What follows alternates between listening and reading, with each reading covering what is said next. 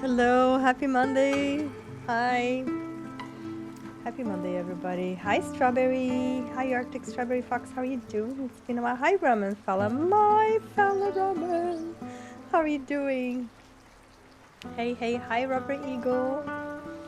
Welcome in, guys. Thank you so much for being here. Hi, Dave. Dave was first. Look at him. No cheating. It was Dave cheating. That's funny. How's everybody doing? Hi. Oh, Joss is here too. Happy Monday. How are you guys doing? I'm doing great. I also cheated before. Classic Dave move. That's funny. Well, technically he was here first. I was a minute late on starting my stream. He was on time before I was on time. I was a tad late, but it's okay. I love that necklace. What do I have? Oh, thank you. Thanks. Hi, Rubber Eagle. Many hearts for you. Hearts, hearts. How's everybody doing today? I hope everyone is doing really fantastic. You can pick. Oh, I can pick. Oh my gosh, okay. I think if you're going to San Francisco, but instead, if you're going to Sushi Love, you gotta put some flowers in your hair. I have a new redeem. You can choose a flower or a butterfly. I have a little box full of them. Look at that. So you can choose. It's a new redeem that I have. So, yeah. He said I could pick. Camaro apple cheesecake soon. That Cajun park you were talking about sounds to die for. Oh my gosh. I am so happy for you. I love cooking. I would love that too. So Vinny and I are gonna have a really nice treat today for dinner. We're gonna have surf and turf. There was some stuff on sale, and I'm so excited. We're gonna make steak, lobster with some béarnaise sauce, and some sweet potato and zucchini. So healthy. Now the béarnaise sauce is a little fatty, but it's homemade. So with grass-fed butter and pasture-raised chicken eggs. So that's pretty good. A few months ago, I made a strawberry raspberry cheesecake. Oh, yum. Yum, yum. That's awesome. My allergies are really bugging me today, guys, so I'm sorry. Hi, Hiro. Welcome in, Hiro. Yeah, so my allergies are bugging me just a little tiny tad today.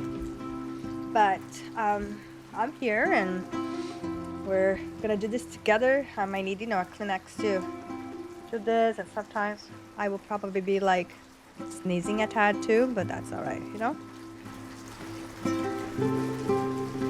It's all good.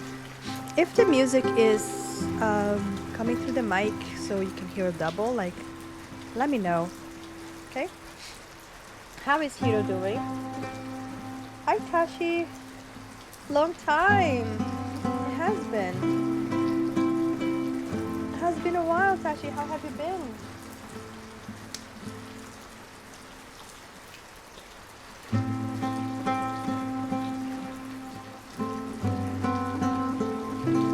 I took some of my electrolyte powder here, but I'm thinking of it.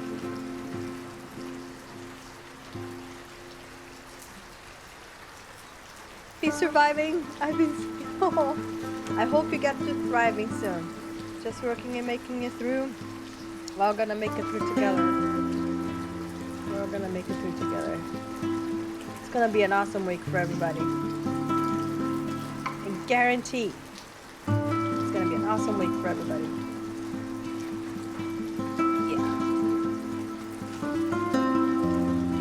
Yeah. And I hope that, I don't know, whoever stays in for a bit and I've been stuck on this game called Impulse. Oh, really?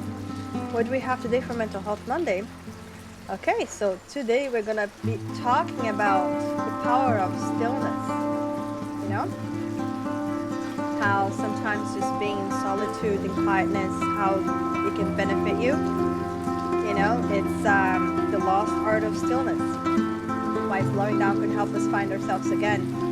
And maybe we can try touching life a little more lightly. You know, I am actually at the end of the stream. I'm gonna read one chapter. It's like three pages of this book. It's a book that was written in 1921 by Thomas Troward. The name of the book, slightly loud, no problem. I can turn it down a tad. The book is by the author Thomas Troward. And the name of the book is The Hidden Power and Other Papers on Mental Science. Blueberry lemon cheesecake. Oh, I love blueberry lemon stuff, you know, I love lemons. It's like Titanfall 2, but with more fluidity while running is so damn smooth. Ooh, nice. That sounds fun. Master Ong!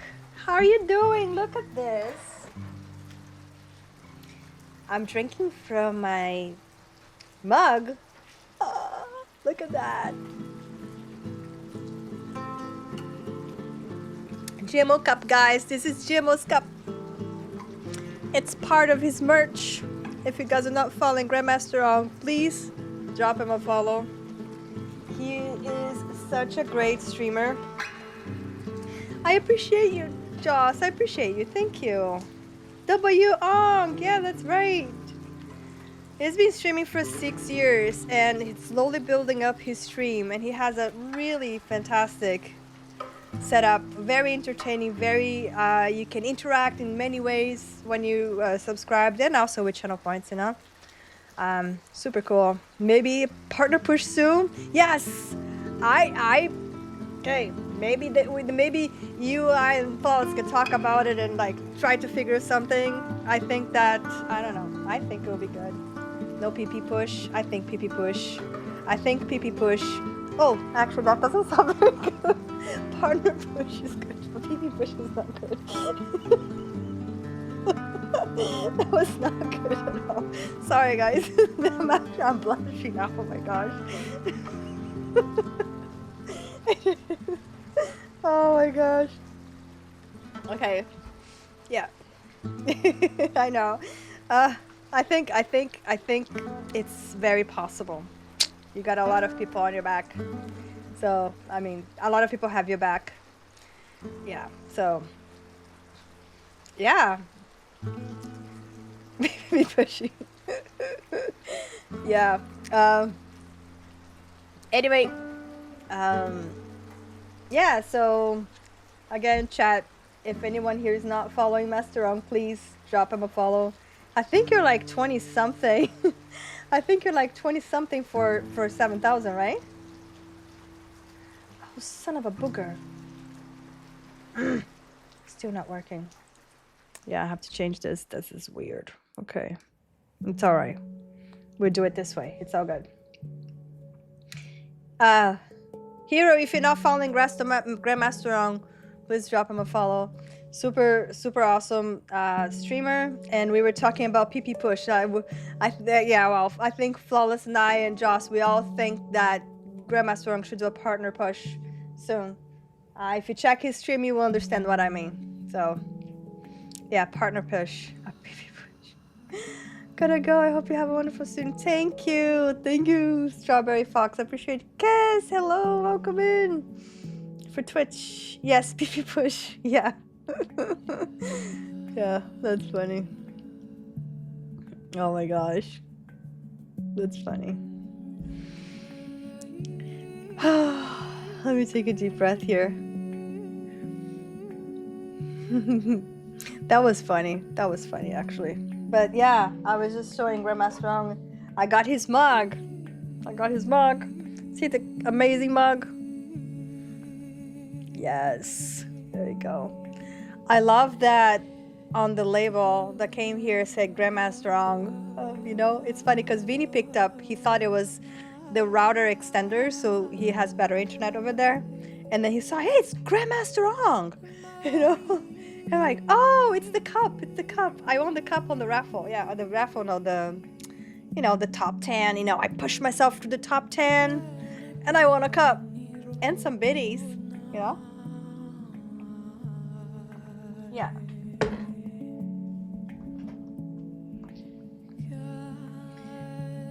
Yeah, so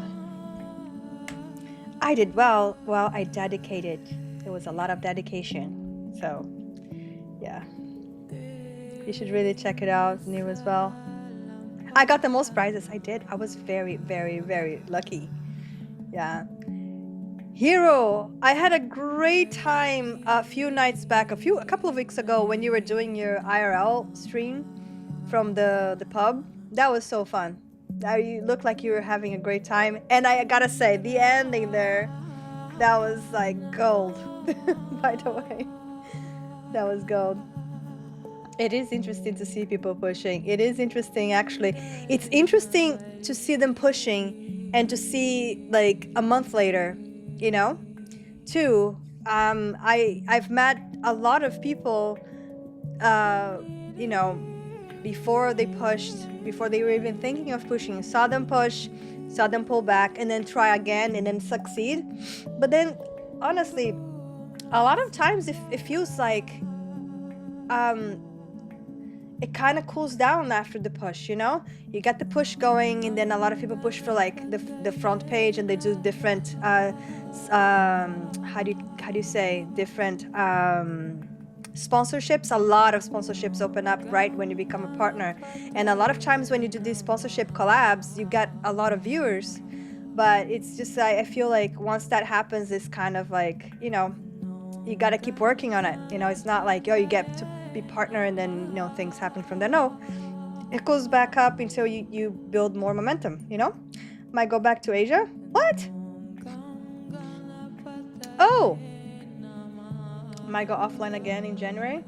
Japan, yeah, some people take months off after they hit partner. Oh, I see what you mean.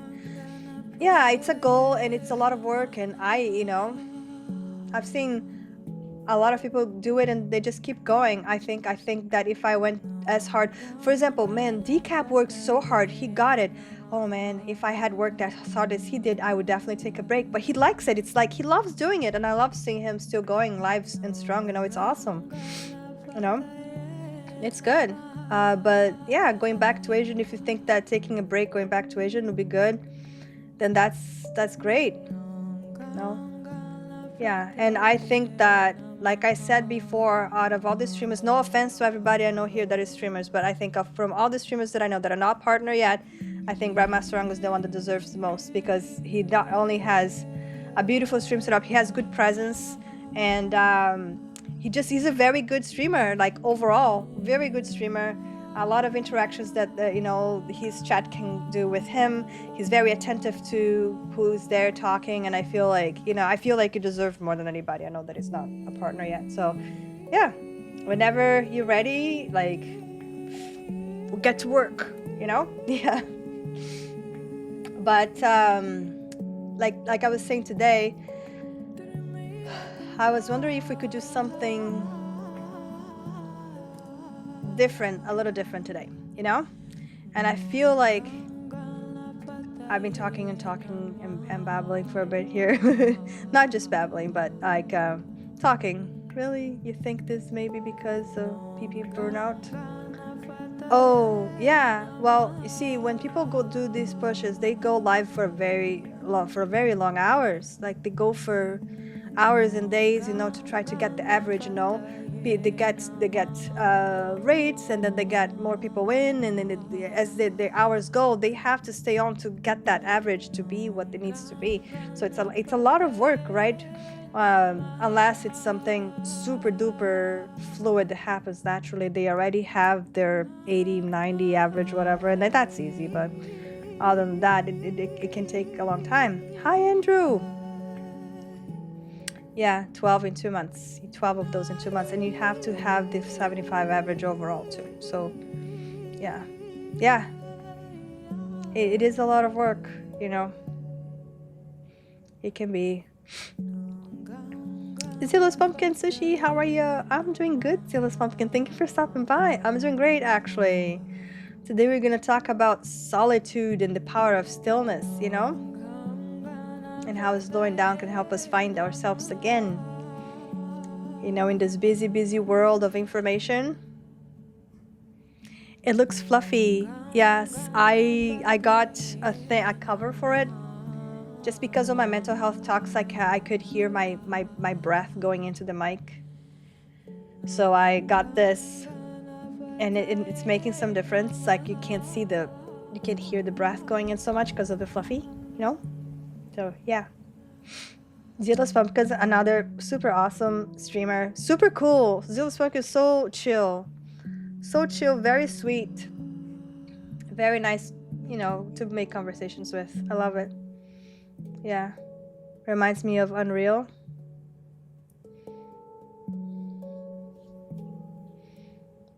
Oh, what do you mean reminds you of Unreal?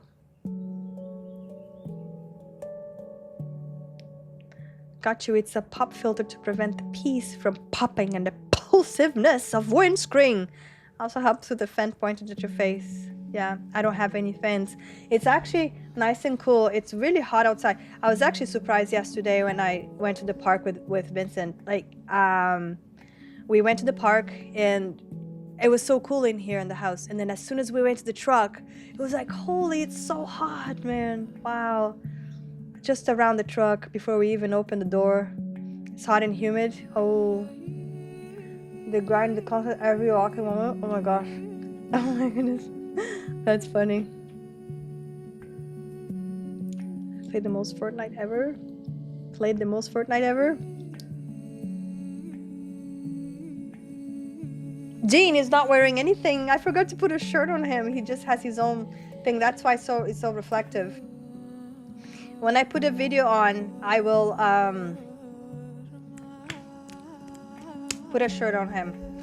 Yeah. So I was trying to think. So like we are gonna talk about stillness, you know? Shirtless Dean, that let's go. He has his shirt, you know, like that. But it's so reflective. He needs an actual shirt on. Otherwise, it doesn't look good. But yeah, I think. Would you guys be cool with me playing an 11-minute video? He needs Sushi Love merch. I'm working on that slowly. I am. I'm working on actually a little nutrition guide. It takes time to do this stuff, you know, because I'm gonna add some of my personal pictures into it, some of my art pictures into the book, and it's gonna be, you know, since I did that brain and body thing, the gut health, mental health, the glucose thing. Since I put so much work into doing so much research, I decided to do a guide that I'm working on. And that's gonna be the first thing I put out, the guide and the grateful book. I'm also making a little grateful journal that, you know, we can all write on it, you know. And then with that, I'm gonna have smoothie cups and mugs and t-shirts, yeah, with little reminders to love ourselves and all of that stuff, you know. 11 minutes, that'd be like if you showed multiple 20-minute videos, which you've never done before. Oh wait, oh, I have. Remember? Yeah, hoodies eventually. I'm working on the graphics so that I know there's no, you know, copyright and stuff, and I don't want to work with AI for the graphics because I don't want to have that. I want to integrate some of my art, some of my actual artwork into it, you know? So it's a lot of work. That's my point. Oh, sure. It's because I had a 5-minute video. But then this morning, I looked for something else to show, and this one really resonated with me. It is 11 minutes, but it really resonated, and I thought if you guys were open to it, it will make a great one before I started talking about the subject, because it's all about the subject that I'm about to talk about, you know? Oh, my nose. I think I need to put some nose sprays. Yeah. For a cold New England nights. Oh. Yeah. Yeah. I'm trying to put my art into it though. So I'm working with Canva to try to put all the graphics together, and like it's kind of hard because I you know, I'm used to Photoshop, and I haven't used Photoshop in like 15 years, and so yeah, 17 years. Holy man. Anyways, I will put a video on about the subject so I can talk about it, but I don't want to play video games. So hard to be at work. I'm not gonna lie. Oh, I'm sorry. I'm sorry to leave stream so early, but enjoy the stream. Thank you. Thank you for stopping by, Tashi. I appreciate it. Please never be sorry. You know, we all have, like Dave says here, IRL before URL. We appreciate you stopping by. Thank you.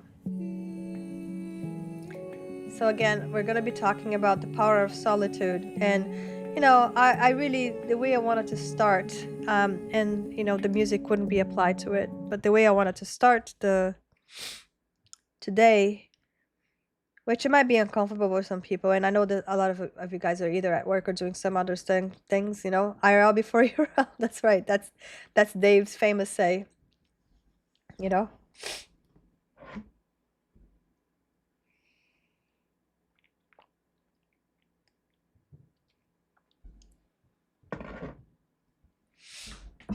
She is Karma. Hi, chat. Hope everything's great today. Hope everything's well.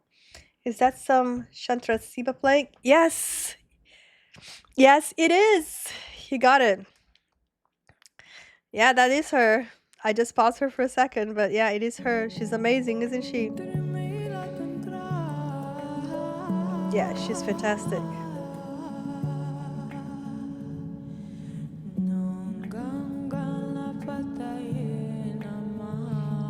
Amazing, right? Singing girl. Yeah, her name is Chantra Siva. Amazing. I find it beautiful how she's in the middle of a forest with, you know, the sounds and everything.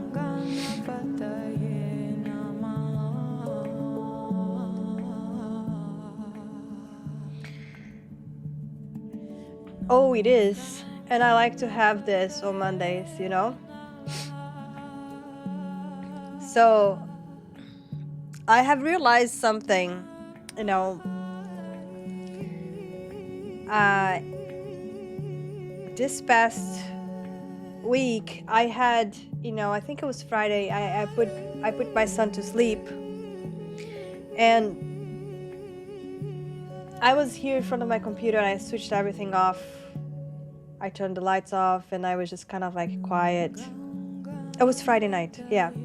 After stream, after talks, after gaming, I put Vinny to sleep and I sat here in quietness. There was no music, there was nothing.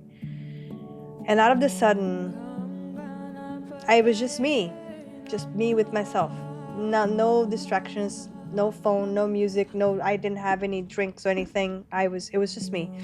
And I started thinking and I started observing my thoughts, and I couldn't remember the last time I did that.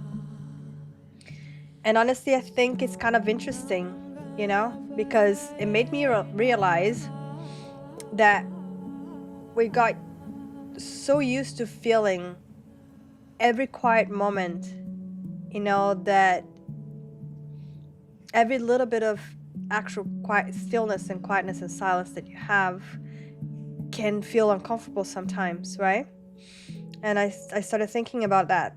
You know, on Friday, I asked myself, when was the last time, you know, that I didn't watch YouTube, that I didn't scroll, that I had no music going, that I didn't just pick up my phone, and that I wasn't like just cleaning the house or trying to learn something new, that I was just kind of like sitting there, you know?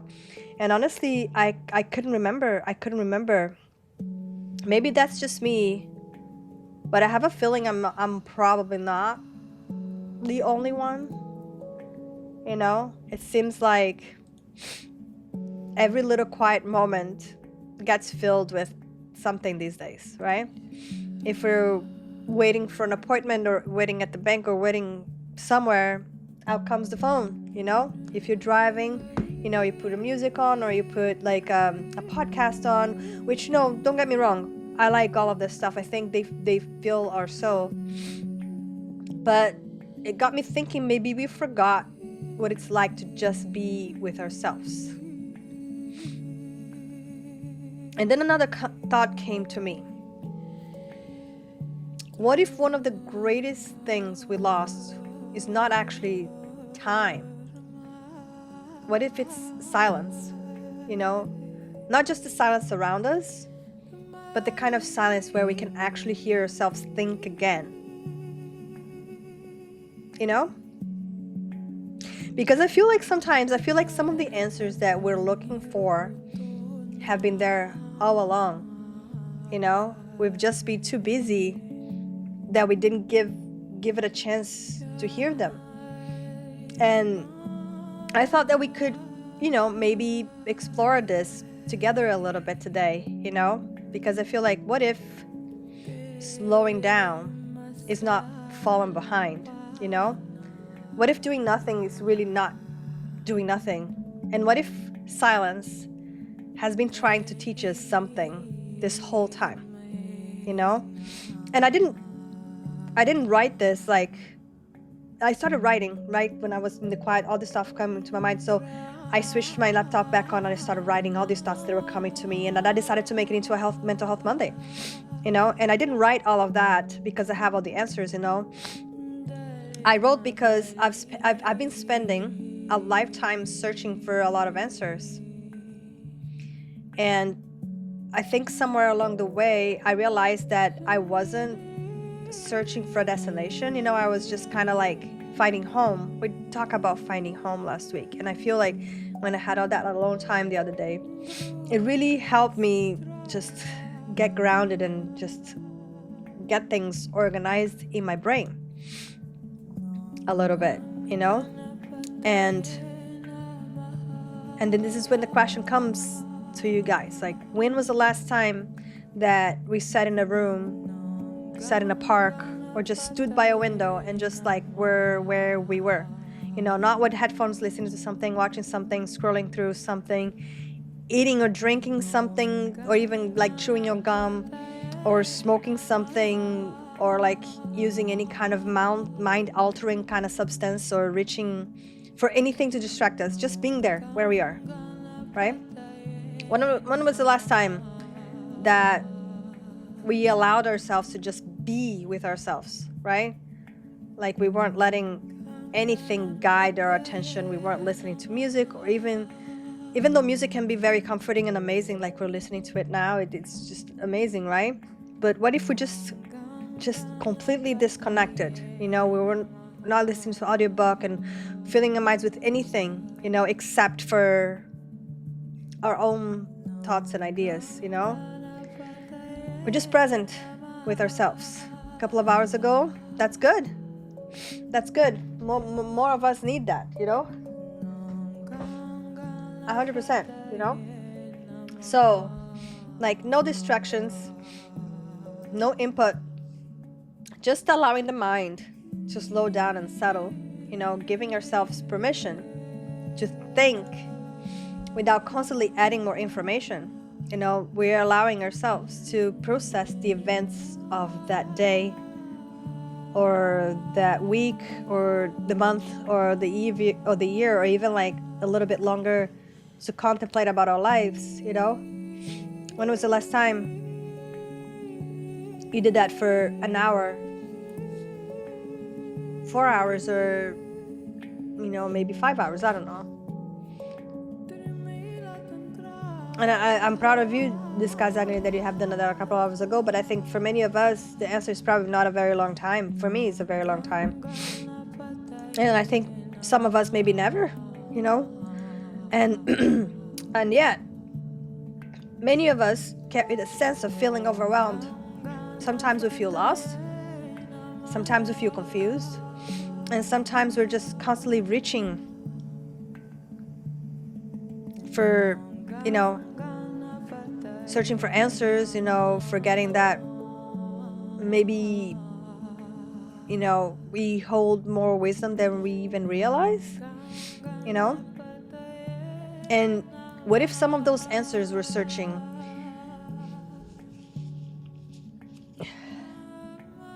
the world, like we're searching the world for answers that are not that far from us, Hey everyone, at work, but I wanted to pop in and say hi. Gonna share the stream in my Discord. Thank you, I appreciate it. I'm doing good, enjoying the stream.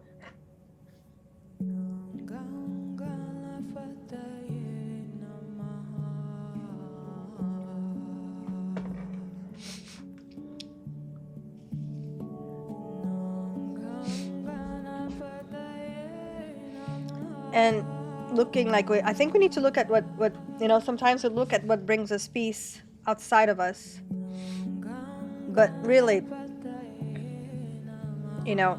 maybe we just don't have enough quiet time to listen to our own inner voices, and like, what if the peace we're searching for, the confidence, the courage, the resilience, is not really something that we have to find, but something that we gradually see when we just slow down enough to listen, right?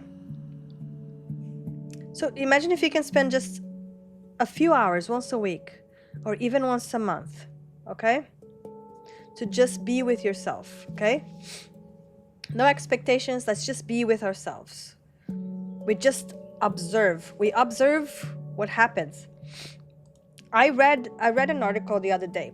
Very interesting article.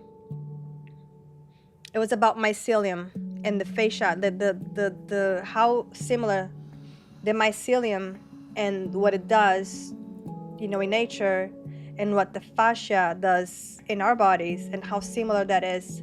And like, we have a whole universe inside of our bodies,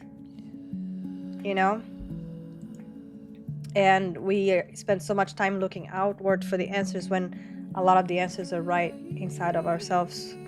I think that maybe for the first time we would start to experience what it feels like to stop looking for someone else to rescue us, and instead we would start trusting our own inner wisdom. We deserve and own that to ourselves. We spend so much time pouring into others. Oh yes, we do very much. We deserve that time, 100%, definitely. And I sometimes wonder too, if one of the greatest challenges of modern life, like the time nowadays, it's not that we just are busy, but it's that our mind is constantly receiving information. It's receiving news, opinions, conversations, notifications, videos, advertisements, social media, and after, like, it's just one experience after the other experience, and then one thought after another thought, one opinion after another opinion, one notification, and it can become this kind of like steady tide of information, with very little room, very little space to pause and process all of this information that is being like bombarded to us all the time, right? And I think that for many of us, this constant stream of stimulation could be, I think, maybe one of the biggest contributors to feeling overwhelmed, emotionally exhausted. Hi, Dreamy Boba. Thank you for stopping by. How are you doing? We're talking about the power of stillness right now, Yeah. So yeah, I think when we get bombarded with all of that, we feel like emotionally exhausted, we feel disconnected from ourselves, especially I think if we're dealing with anxiety, stress, and overthinking, and yet we continue to fill our minds with even more information, more opinions, more headlines, more content, without giving ourselves time to digest what we already took in, you know what I mean? It's like we're continuing to pour water into a cup that it's already full, and I think that without even realizing it, many of us are falling into this pattern, and that's understandable. It's easy to fall into it. I think, we live in a world where almost everything around us is designed to capture and hold our attention in a way. When we look at how people have influenced one another throughout history, one thing it stands out is constant repetition, constant stimulation, and a steady stream of information with very little time to pause and reflect, right?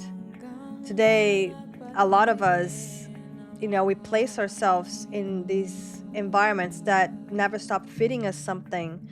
And it's not because we're doing something wrong, it's because that's the world we're living in right now. I think that much of the information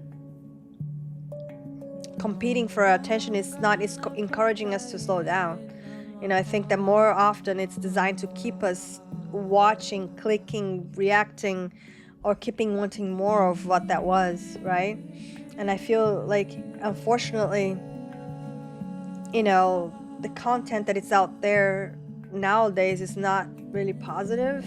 A lot of them, there are some, but a lot of them are like driven by fear, and fear captures attention, right? And outrage, urgency, all of that captures attention from us. And like the algorithms have become remarkably good at learning what keeps us engaged, which is, kind of scary. It's almost like our own thoughts aren't our own because of the heavy influence. Yes, that's why moments of stillness and awareness are so important. So important. And we don't even realize that, Exactly. Remember when we used to have like 3, 4 channels on the TV, and then at like 1 in the morning there was nothing else playing on the TV, the television, it was done. That was it. Done.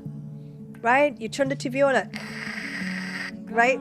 And then cable TV came along, which was 24/7, and now it's like, man, you can watch anything you want any time of the day, you know?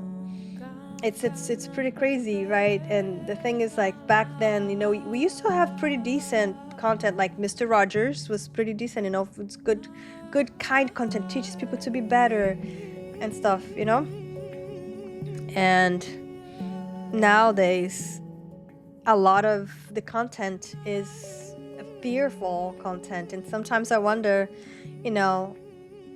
what would happen if those same systems rewarded us with stillness and reflection and kindness and quiet and gratitude. Imagine, like, if we were opening our phones and then we saw a reminder to take a walk, to sit under a tree, to spend a few minutes doing absolutely nothing, or even like just take one full deep breath. It sounds almost strange to think about that, and I think maybe that's exactly the point, because I think we're living the most distracted time in history. That's now there's constant distractions, mind programming. Exactly.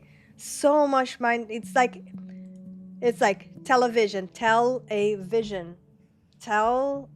vision, right? We're watching the program.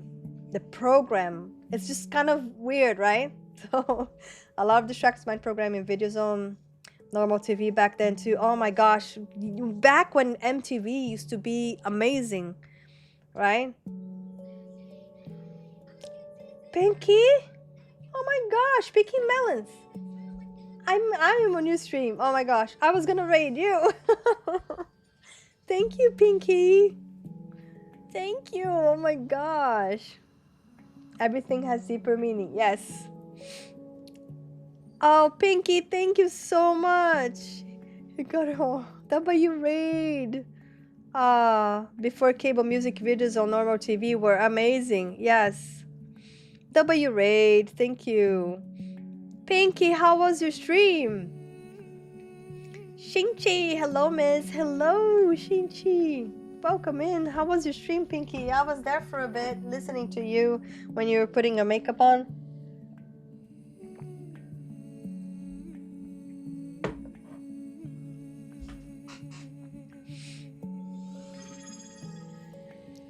Dave, thank you for giving Picking Melons a sub. Thank you so much. That is so sweet of you. Stream was good. Went to an anime con over the weekend, so I did some show and tell. Oh, that's fun. Pinky Melon also does mental health streams. She does a lot of talking. She plays the ukulele, the piano, and she has a lot of different topics on her mental health streams as well.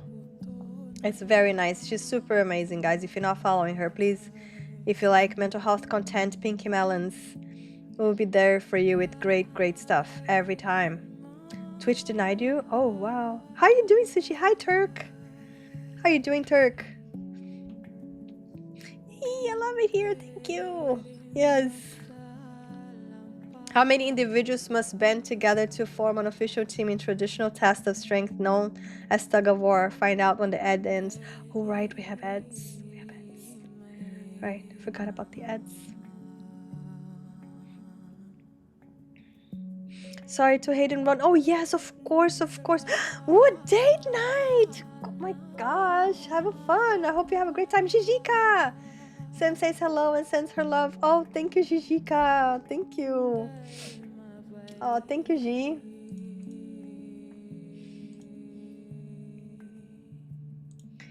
G.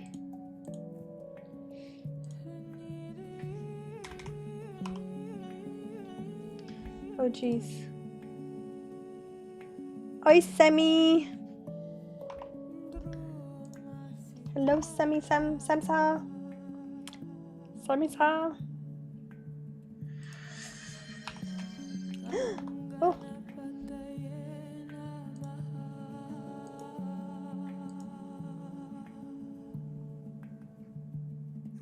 I forgot to do this.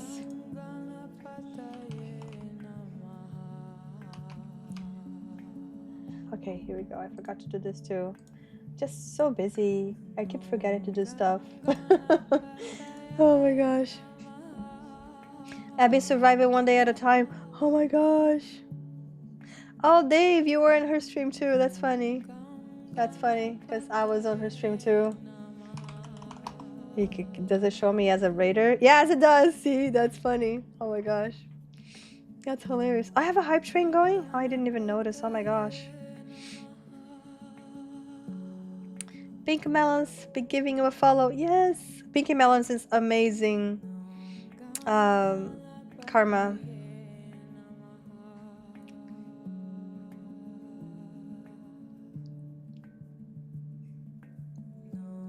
G, I'm sending Sammy some love too. She started early. Yeah, she did start early. I know. I was hanging out there before you started. Yes. I was there too. Yeah. Again, thank you so much, Pinky Melons, for the raid. I really appreciate it. I hope you have a fantastic date. Lucky you.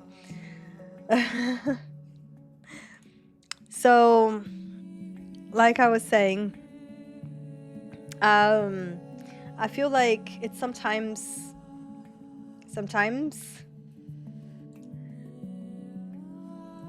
it feels like we're constantly being encouraged to do more, achieve more, you know, consume more, keep moving, keep going, and we're never really or rarely encouraged to slow down, you know.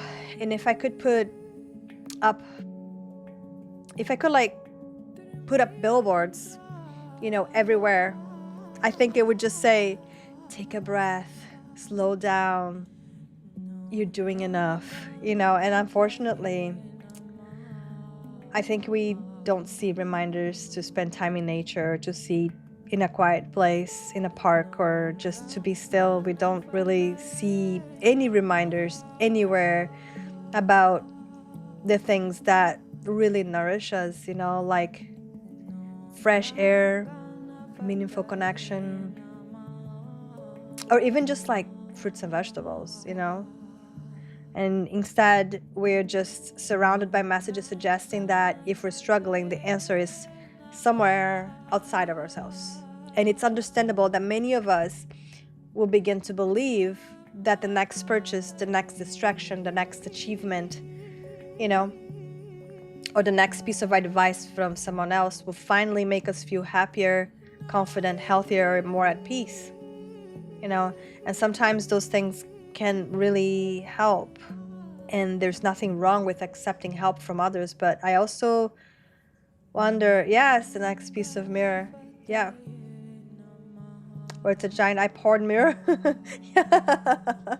That's a cool mirror. Okay, don't say anything bad about the mirror. The mirror is cool. Okay. It's an awesome mirror. And like, there's nothing wrong with accepting help from other people. I have a hard time asking or accepting help from people. I really do. But I also wonder that if like, if at times, or sometimes, yeah, or sometimes like, you know, maybe sometimes we overlook something that it's equally important, is that creating enough quiet time to hear our own inner wisdom is so important.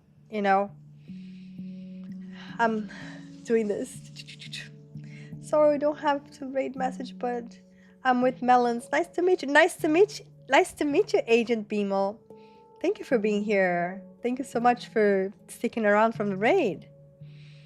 Yeah, Furiosa and her little squirrel with the big yellow gloves. I feel like each of us has an incredible capacity for insight, growth, and self-understanding, and I think that still many of us don't really give ourselves the time and space to discover that. We can read like one study that says one thing and another study that says the complete opposite. Sometimes, it's so much of that is out there, and sometimes it becomes kind of difficult to know what to think when there's so much contradiction in the world, so much separation. And maybe that's why learning to slow down and reflect can be so valuable for us. Yeah. Yo, Grandmaster Rome. Yo, my fella Ramen. I'll be lurking. Gotta go. Thank you, Turk. Thank you for lurking. I really appreciate it. Thank you. I appreciate you doing that. And yeah, so I feel like slowing down can be super duper valuable, not because we certainly have all the answers, but because we begin to discover, which ideas really align with our own values, experience, and our own intuition. I can attest, after going through a rough patch and ending a huge relationship, having spent more time alone than ever, getting in touch with myself a little more, time to breathe and slow down. It's been freeing, and I'm in oh my gosh, I can so relate to you, because I've been single for almost 7 years now, and that's by choice. And my last relationship was very tough, and so spending all this time getting back in touch with myself has been crucial for me, because like everywhere we go and like everywhere we look, someone is always offering us advice about what to think, how to live, like what to buy, or who we should become, and that's why I believe it's such a powerful practice to spend time with ourselves in silence and stillness, to just watch our minds. We notice the urge to leave, the urge to stay, and then later we have the urge to come back, and then we stay again, and then we slowly begin to notice that, the thoughts rise and the thoughts fall, and then the feelings rise and then the feelings fall, and then the urge rises and then the urges go away. Nothing stays forever, and we can't always choose which thoughts will appear, but we can learn that we don't have to believe every single thought or act on every single impulse that happens. Some thoughts are going to be painful, some thoughts are going to be helpful, and some are just habits, and some are old fears as well. Some are stories that we have repeated so many times that they started to feel like facts, Very humid. Oh, I'm actually very lucky. It's very pleasant here right now, temperature wise. So we can begin choosing which thoughts deserve our attention and which ones can just allow to pass by, kind of like watching clouds in the skies or watching like waves and stuff like that, right? We don't need to stop the waves, we don't need to chase the waves, we don't need to fear the waves, we just kind of like notice the waves, right? And sometimes noticing the waves and observing the waves help us begin understand the waves, just like understanding ourselves better when we begin to start to watch those thoughts and the urges, just being an observer, I need sushi. I need sushi. I love that.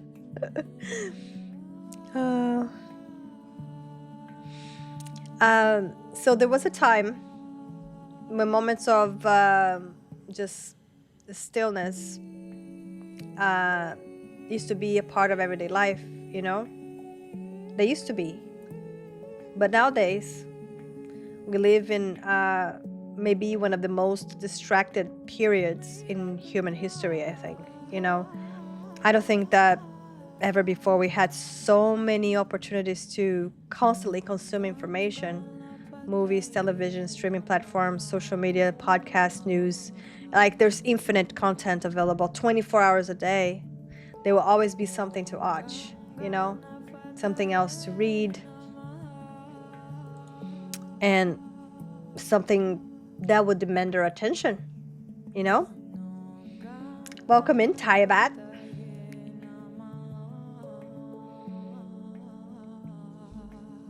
So maybe that's why creating like intentional moments of stillness has become more valuable than ever nowadays, I think, you know? This is one of the ways we kind of begin rebuilding trust with our own selves, you know? We begin getting to know who we really are and what matters to us, what we value, what we will tolerate and what we won't tolerate, you know? And I think that those moments of stillness is what slowly brings confidence back. You know, that's how confidence grows. Not because someone else gave it to us, but because it grows from knowing ourselves, right? Those are my thoughts. So, that said, I think Sushi will play a little video. I'll play the 5-minute one. And then I will pause this for a sec. Bring this one up. Turn it up. You guys ready? I'm gonna get my camera off. And the power of stillness, why silence changes everything. There you go. That's a little better. Okay, that's a little better. Okay, there you go. Sushi doesn't like things not being aligned. Yeah, I'm picky like that. In a world that never stops talking, silence has become a forgotten language. But within that silence lies a power greater than words, the power to hear yourself. Every day, we wake up to sound, notifications, conversations, thoughts screaming for our attention. We call it life, but is it? Or is it just noise? We scroll, we rush, we chase, and yet so many of us still feel a nagging emptiness. This isn't because the world is too loud, but because we've forgotten how to truly listen, not to others, but to the one voice that matters most. Our own. What is stillness? Really, it's not the absence of movement or sound. It's the presence of awareness. It's that moment when your body might be still, but your consciousness expands, filling the room. In true stillness, you don't run from your thoughts, you become a gentle observer. You watch them rise and fade, like waves on the surface of a calm, deep sea. And somewhere beneath all that surface turbulence, untouched by the chaos, lies a profound truth. Silence often feels uncomfortable, doesn't it? It can feel jarring because it shows us everything we try so hard to hide. Our fears, our regrets, our loneliness, all. The things we bury beneath endless distraction. But here's the paradox. If you can just sit with that silence long enough, it begins to transform. The fear doesn't just disappear, it becomes understanding. The loneliness doesn't vanish. It deepens into a peaceful solitude. The very things we run from are often the keys that can set us free. Have you ever noticed that when you're quiet, your mind seems to reorganize itself? Problems that felt impossible suddenly start to untangle. Creative solutions appear out of nowhere. This is the hidden intelligence of quiet. Your intuition, that soft, inner voice you so often ignore, finally gets a chance to speak. The greatest thinkers, artists, and visionaries throughout history all understood this simple secret. Creation begins in stillness. Einstein called it his sacred curiosity. The Buddha called it the awakening. You might just call it finally being able to breathe. Most of us listen with the intent to reply. We're already forming our response before the other person has even finished speaking. Very few listen to truly understand. But when you cultivate inner stillness, you start to hear more, not less. You hear the unspoken emotion behind the words. You hear the profound meaning hidden in a shared silence. And most importantly, you begin to hear your own truth whispering quietly beneath all the noise. It was there all along, just waiting for you to get quiet enough to listen. Stillness gives you something incredibly rare in our modern world.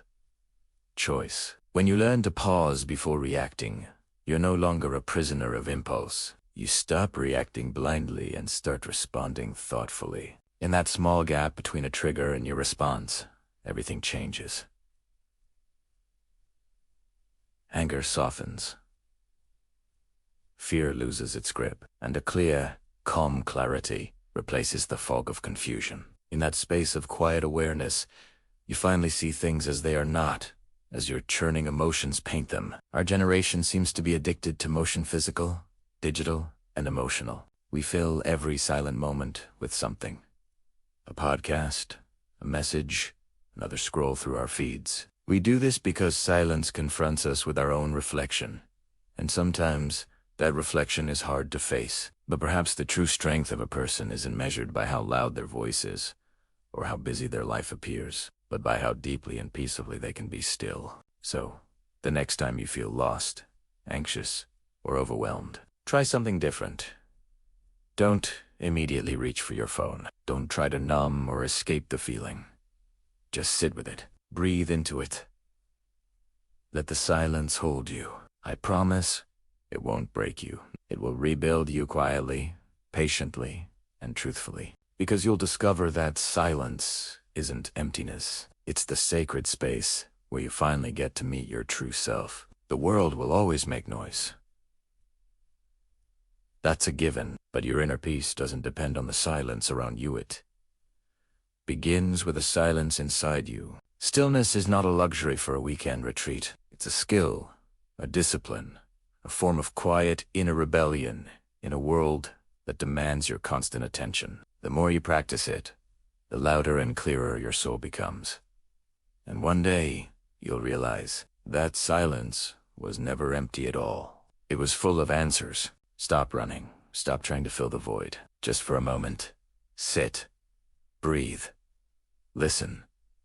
Because when the world finally goes quiet, that's when you will finally hear the truth. Thank you for joining me on this quiet journey. If this resonated with you, consider subscribing for more moments of reflection. I appreciate you.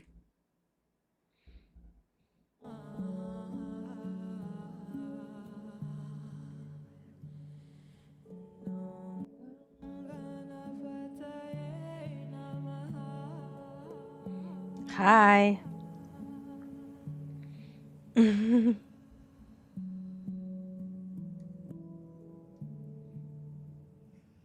Thank you. I'm back.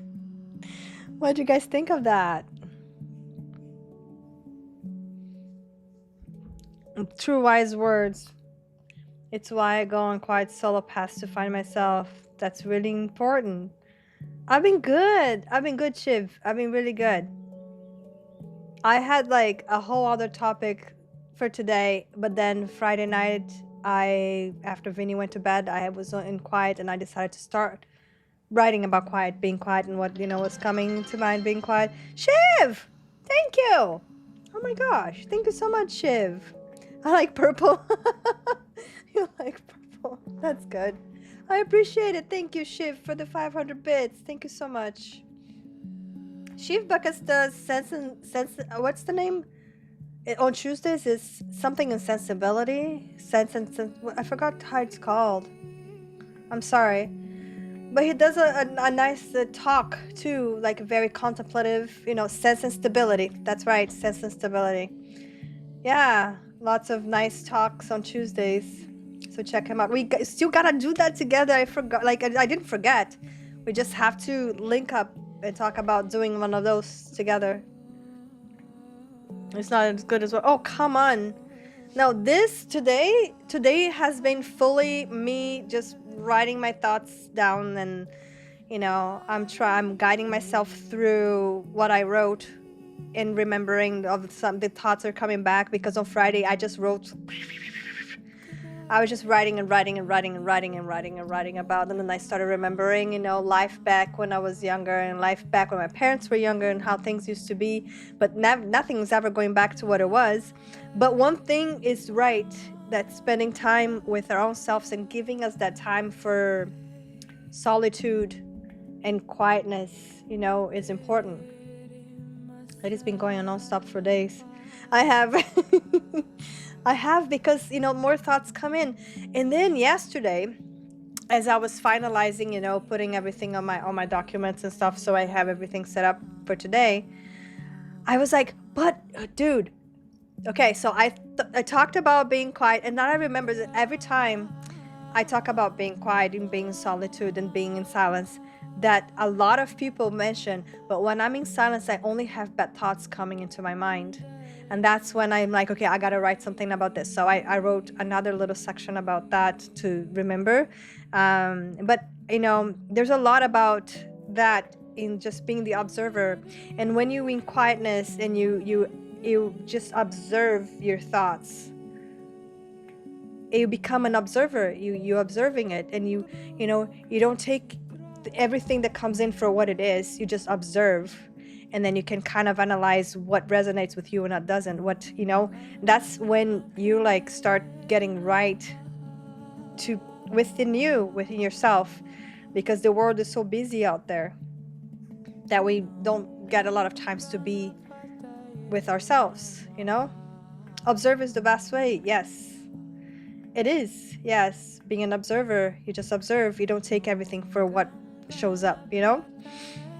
This is also something I can resonate with, living alone for the first time ever. It's been quiet, and normally I would sleep through phone alarms, being almost late for work. But since living alone, I've woke up consistently about 2 minutes before my alarm. I had a loved one ready to give me a wake-up call to be safe. Instead of falling asleep to TV with the timer on, I fall asleep to quiet thoughts. Yes. No. This is great. This is great, because this is so good. And this is why, after being, in relationship after relationship, I had a small window between 2010 and 2012 where I was single, but I was like still dating, but I took this big break that has been giving me a lot of time to just be still. And that's so important, And it's not just about, you can do that. And I think that if you have a partner that respects you enough, they will give you the time that you need to be with yourself. Because I think every person needs that, because lately, like the Buddhist way, exactly, Grandmaster Wrong. Yes. I listened to the audiobook from the Mod Pack posted on your server the other day. Oh, he posted on my server, not yours, sorry. And it was very interesting. It was the Buddhist way, and I like a lot of these things. I don't take everything from one thing or another thing. I like to take what resonates with me from everything that I see, that I feel like it could enrich me as a person, So I don't have one belief or one religion or anything like that. I just like to learn, things that will help me become a better person. What resonates with me, because I feel like today, like nowadays, we're just, there's so many messages competing, for our attention, I'm currently on an added sugar cleanse. Sorry, oh my gosh, I have to go up. I'm currently on an added sugar cleanse, no sugar drinks or snacks all August. It's hard already, but life is slowly starting to shape better for me. Since I had the thought, I decided to lean on it. That's amazing. I think that the no sugar thing would be really great for you. Yeah, I barely ever eat sugar. Every once in a while, I'll have a chocolate, a nice dark chocolate bar with a little sea salt. I love that. But other than that, I stay away. I don't drink sugary drinks or anything. Let's go. I'm happy for you. Right? I'm so happy for you, and you should be really proud of yourself, Agent Bimo. You really should. You're taking all the right steps, It can be hard, but Agent Bimo is really doing the work. You should be proud of yourself. Yeah. Okay. So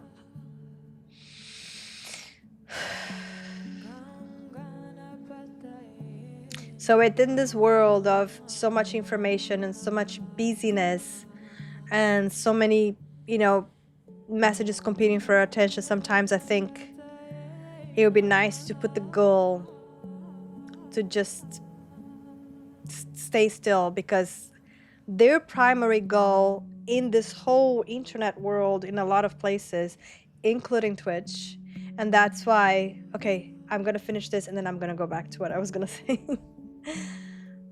I know, to sell us something, sometimes it's like to just watching a little longer, sometimes it's just to persuade us, to see the world a different way, whatever the intention may be. I believe, it's becoming so important that we give ourselves the time to reflect on what we're hearing and to ask ourselves, does this align with my values, right? Does this make sense to me? Is this something I truly believe? I think that pause can make all the difference.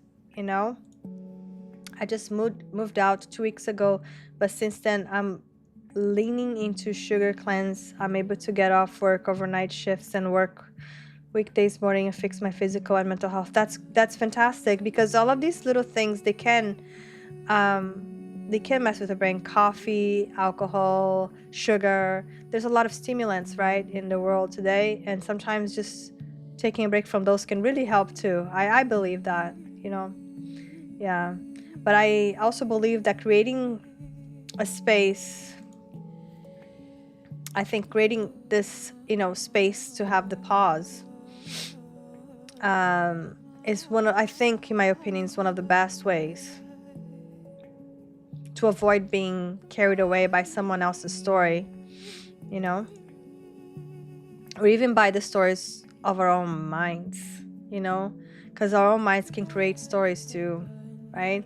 We begin building something kind of like steady within ourselves, a quiet place, a grounded place, a place that is not easily shaken by fear, trends, opinions, and that constant noise.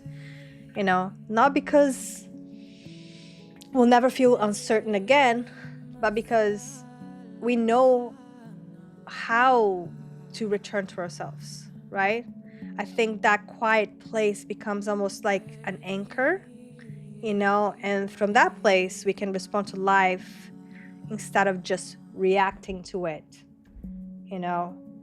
That's why sometimes friends and family will label this as me being cold when something happens or this disagreement happens, but it's just me stepping away from the situation so I can be in that quiet place again, so I don't react to the situation, because reacting to the situation is not good for anyone, right? I think it's important to be able to have the quiet place and allow that noise to just settle in our minds so we can think clear and coherent, right?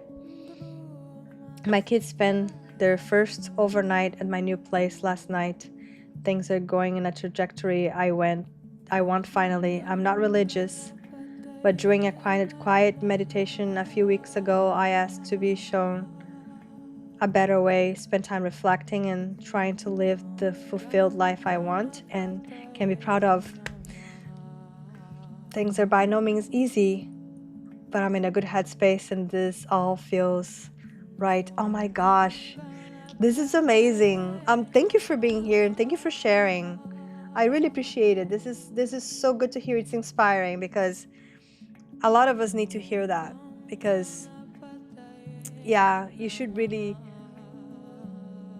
proud of yourself. I'm happy that you're, giving your kids a better place and you're in a good mindset. It's just fantastic to hear that, Thank you. Thank you for sharing. I really appreciate it. It gave me a little bit of goosebumps, I'm not gonna lie. Yeah. Yeah, so Flawless put in our Discord server. We are currently you know, we want to have this kind of focus in our community that um for acceptance, support, you know. Yeah. So that's the kind of vibes we want over there. Thanks for having the welcoming space. I followed you a while back, but didn't get to spend much time. I appreciate it. I appreciate you stopping by, and I appreciate you being open, because I feel like when we are open, sharing our own journey, our healing journey, our experiences, everyone can learn from our experiences, right? It gives everyone a little perspective of our life, our experiences, and our perspectives. So I love when people share, you know, their experiences and things they overcame, because it's inspiring, in my opinion. You know, that's why I have that other project I'm working on, that it's the A Life in Awe, which I go out and I film people. I film older people, and I try to get some perspectives of what led them to where they are now and what keeps them going, and you know, and yeah, this is a project I'm working on the side. So yeah, it's I love hearing. So thank you so much for sharing. You know, I feel that mm-mm.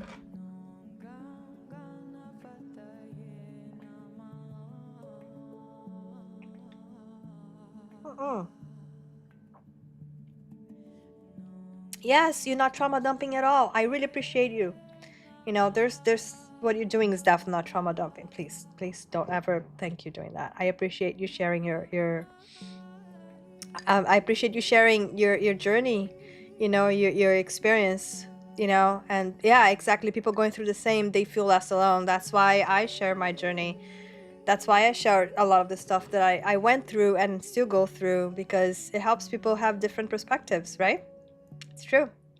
Yeah.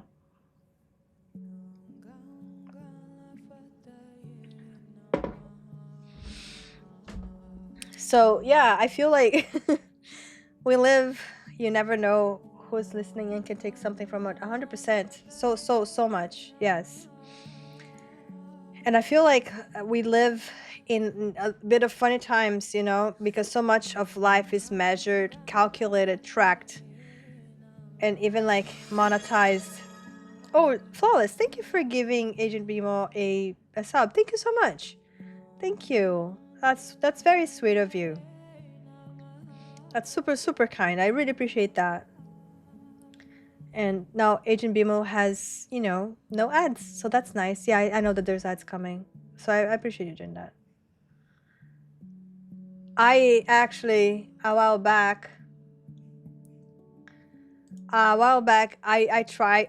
reached out to Twitch to try to remove monetizations on Mondays, because I didn't want ads, and I didn't want, you know, gifting. I wanted Mondays to be just about this. But I can't do that. I have to like give up affiliate and get it back. Like, yeah, I can't do it. Yeah. So no, they didn't allow me. So they said I have to remove, I have to stop being affiliated and apply to be affiliated again. Can't do that every week, right? So I'm like, yeah, it's okay. So I just put ads on the very minimum. It's on the minimum, but it's still a lot, in my opinion, you know? It's like, holy, it's still quite a bit, you know? But it's okay. You can't turn that off. I know you can't. So, you know, when you have your phone and you know you get your steps tracked, your sleep is tracked, you know, a lot of the stuff you have all tracked. So your life almost became like gamified. You know what I mean? Everything became kind of a game, you know? Isn't that just kind of a little bit different if you think about it, you know? Yeah, so a lot of the things that us human, you know, we just did back then without, you know, worrying about it, it became sometimes to kind of like optimize, compare, improve, record, you know. And sometimes I think to me, it was like, oh, this is really cool. I'm tracking this, I'm tracking that. That's interesting. It's cool to keep track on it. But sometimes it can feel a little strange, to just have a little downtime. We feel the urge to track it, to count it, to measure it, or even that just share with people. But maybe I think that some of the most valuable moments in life are the ones that don't need to be measured at all or shared. I believe there's something really valuable about allowing ourselves to do just nothing.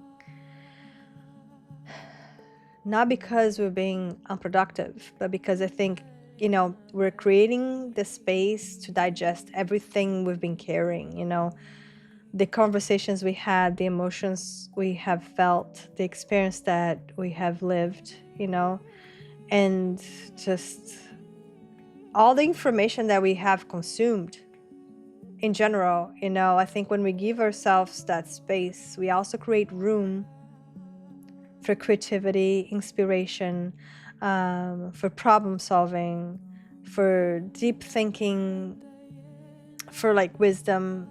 And sometimes I think our best ideas that we come up with, they don't come when we're forcing them. They arrive when we just quiet, we're quiet enough to hear them. And I think that's one of the greatest gifts of stillness. It gives our minds permission to just breathe, right? Just like in the video. And I think that we rarely create these moments of reflection, right? Our decision can become more reactive than intentional. And then we still spend days or even weeks thinking about something. But that's very different from giving ourselves interrupted time to truly reflect, right? This song reminds me of my favorite meditation songs. Even though it's listed as romantic, I enjoy it for peace. It's called Humi Hum. The Other Is You. Oh, Humi Hum. Oh, nice. Hi, Max. Welcome in, Max. Humi Hum.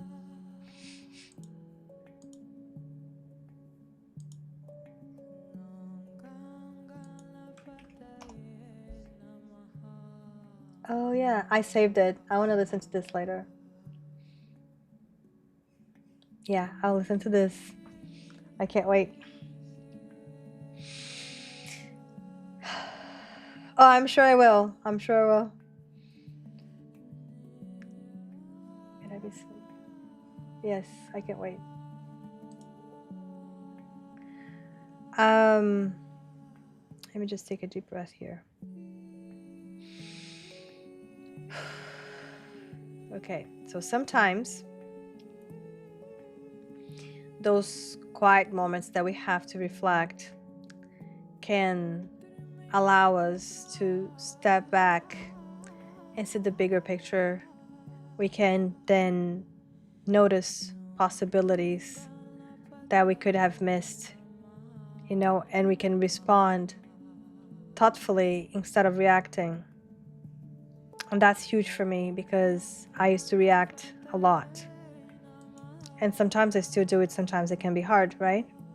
But if we give that gift to step back and see the bigger picture and take the time, it's very important, right? So I feel like one of the greatest gifts we can give ourselves is the opportunity to just observe our minds exactly as they are without trying to fix them, without trying to judge them, and without trying to distract ourselves from them. Just seeing them clearly, almost as if we're meeting ourselves for the very first time. You want to fix your thoughts? Just observe your thoughts. Just observe them and just be like, oh, why is this thought happening? Where is this from? Don't fix them.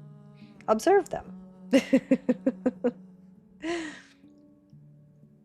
and that's the thing. I think that's one of the greatest gifts we can, give. It's the observing.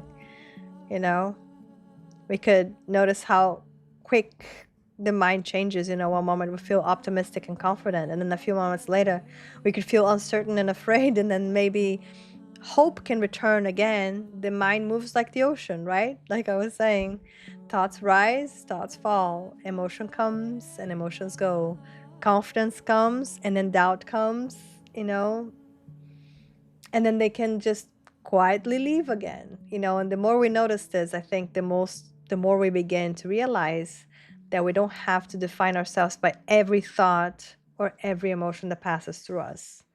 I feel like not every fearful thought is true, not every confident thought is true too. You know, they're just experiences moving through the mind, like the clouds passing across the skies or like the waves rising and falling in the ocean, right? Look at you go.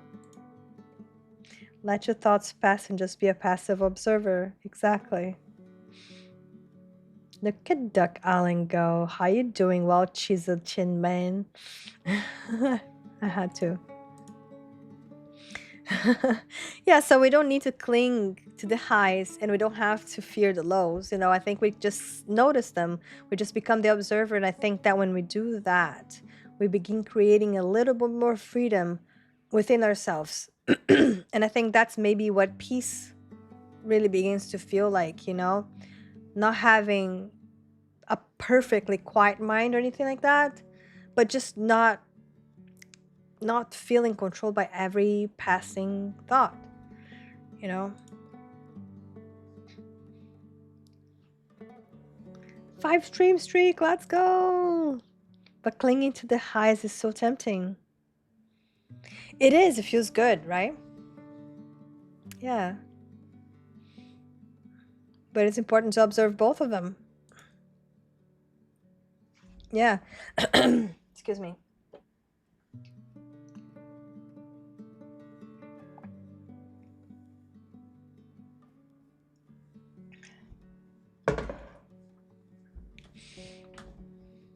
Yes, they mix the low stuff because then we're so used to the highs that the lows become like this big, you know.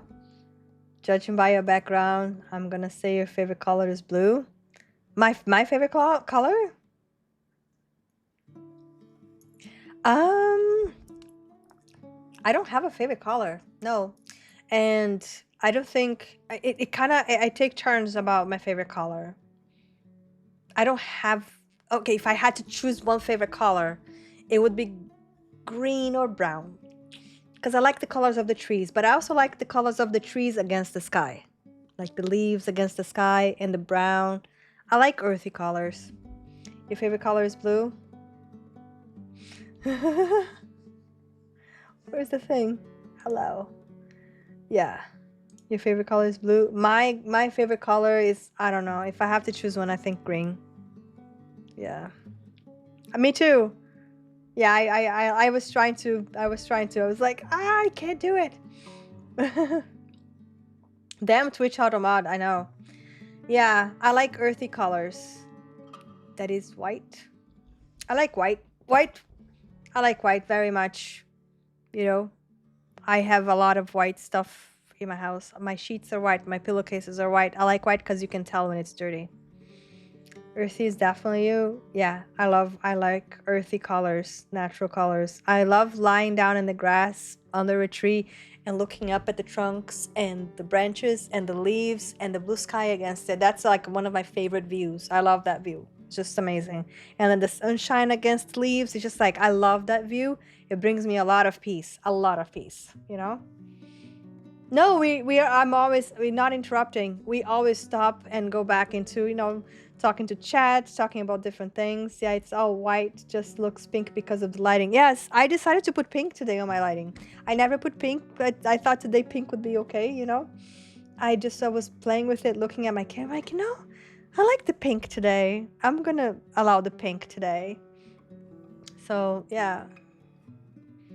I thought the pink was nice today. So, yeah. I'm not usually a pink person. I don't have pink stuff, but the pink color I thought was nice today. So yeah. Do you like pink? Do you like pink? Huh? Do I get a pink too? Oh. I even put a pink flower today in my hair. Niji. She's lying with me in my chair here today. She's just chilling with mom. Good girl. There you go. She's a lazy girl. Oh my gosh. But yeah, like I said, I was talking about, all the time with stillness and stuff, but, I remember a lot of times when we talk about that subject, a few people were like, but when I'm still, bad thoughts come. So what happens when stillness feels uncomfortable, right? So I think that it can feel uncomfortable and it can feel heavy sometimes. And sometimes it feels like our minds become louder instead of quieter because all of that noise, comes. And I think that a lot of us have experienced that before, You finally have a quiet moment, the television is off, the phone is put away. That's why I switched my Wi-Fi a lot of the nights too, I just switched everything off here and I just plug it all, and then suddenly old conversations became replaying in our minds. We have old regrets, we have old fears, things we wish we had said, things we wish we had done differently, and then worries about tomorrow, memories from years ago that we thought, we left behind. And then sometimes I think that we might wonder, no, why is this happening? Why can't I just enjoy the silence? And maybe nothing has gone wrong. Maybe that silence didn't create those thoughts. Maybe it was just the silence simply gave us the opportunity to notice thoughts that, have been waiting beneath all the noise. You know what I mean? And I wonder how many of us spend so much time of our lives staying so busy, not because we enjoy being busy, but because being busy can sometimes feel easier than sitting with the parts of ourselves that still need our attention. I don't say that with judgment at all because we're all like that, and I think many of us do it without even realizing it. Our minds are always being given something new to think about, another video, another conversation, another notification, another task. There's just so many distractions out there, and maybe like when our mind becomes quiet, our own hearts finally have a chance to speak, and maybe they whisper, maybe they cry, sometimes, they just ask us to stop running for a while. I don't think I don't believe every thought that comes into our minds is true. If that were the case, I think most of us would probably be in trouble right by now. We've had thoughts that don't reflect who we really are. Thoughts that arrive without invitation, thoughts that make us wonder where they even came from, right? So maybe the goal is not to believe that every thought that comes into our mind, maybe the goal is not to fight every thought either. Maybe it's just the first step. It's just noticing, maybe observing. I'm almost like sitting beside a river and watch the river flow by. We are not gonna jump in the river every time a leaf floats past. We just notice it. Our thoughts can be just like that. They come and go. Some stay for a little bit, others disappear almost as quickly as they arrived, right? And then there's something interesting that begins to happen, I think. Instead of asking, like, how do I make this thought go away, we begin asking a different question. I wonder why this thought is coming, and that's two different ways of seeing the thought that it's coming in. Is it trying to show me something? Is it there, something in my life asking for my attention?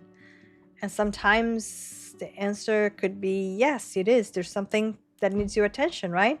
The cutout behind you looks like Wentworth Miller. That's Dean. It's Dean Winchester from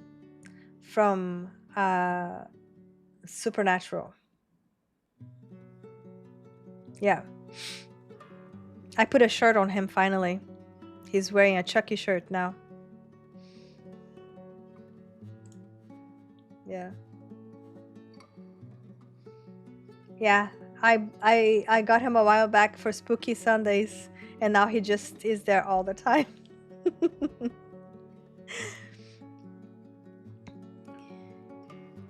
Yeah, I need the brother. I know. The other chair. I need the brother behind the other chair. I know. The two guys keeping away all the evil from my house. You know? Yeah.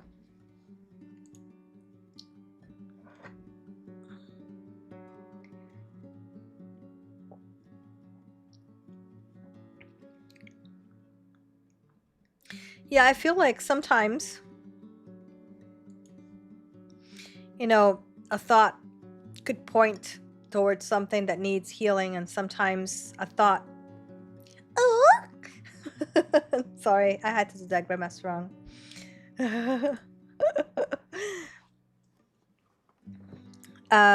Sometimes a thought, you know, reminds us of something that we've been carrying, you know, resentment for too long. Are you 6? No, I'm 5'1". I'm very short, by the way. So I'm like tiny. I'm a tiny human. 5'1". Very little. Very little. I have never met a 6'7" person. I have met a 6'4" person, but I am not 6'7", by the way. In fact, my son keeps a very strong, watchful eye on me. If I start saying about numbers and I say, oh, it's maybe 6 or 7, he's like, I'm like, okay, sorry, 7, 8, or 5, 6. Okay, I'm not allowed to say 6, 7 anymore. I'm your height. We're at the same height, Jumper. Oh my gosh, that's awesome. That's funny. We're the same height. That's awesome. I love people. I love meeting people my. I love people meeting people my height. I do. It just feels. It feels so good. You know. Jumper is also tiny. I love that. I like meeting tiny people like me. It feels good. You know.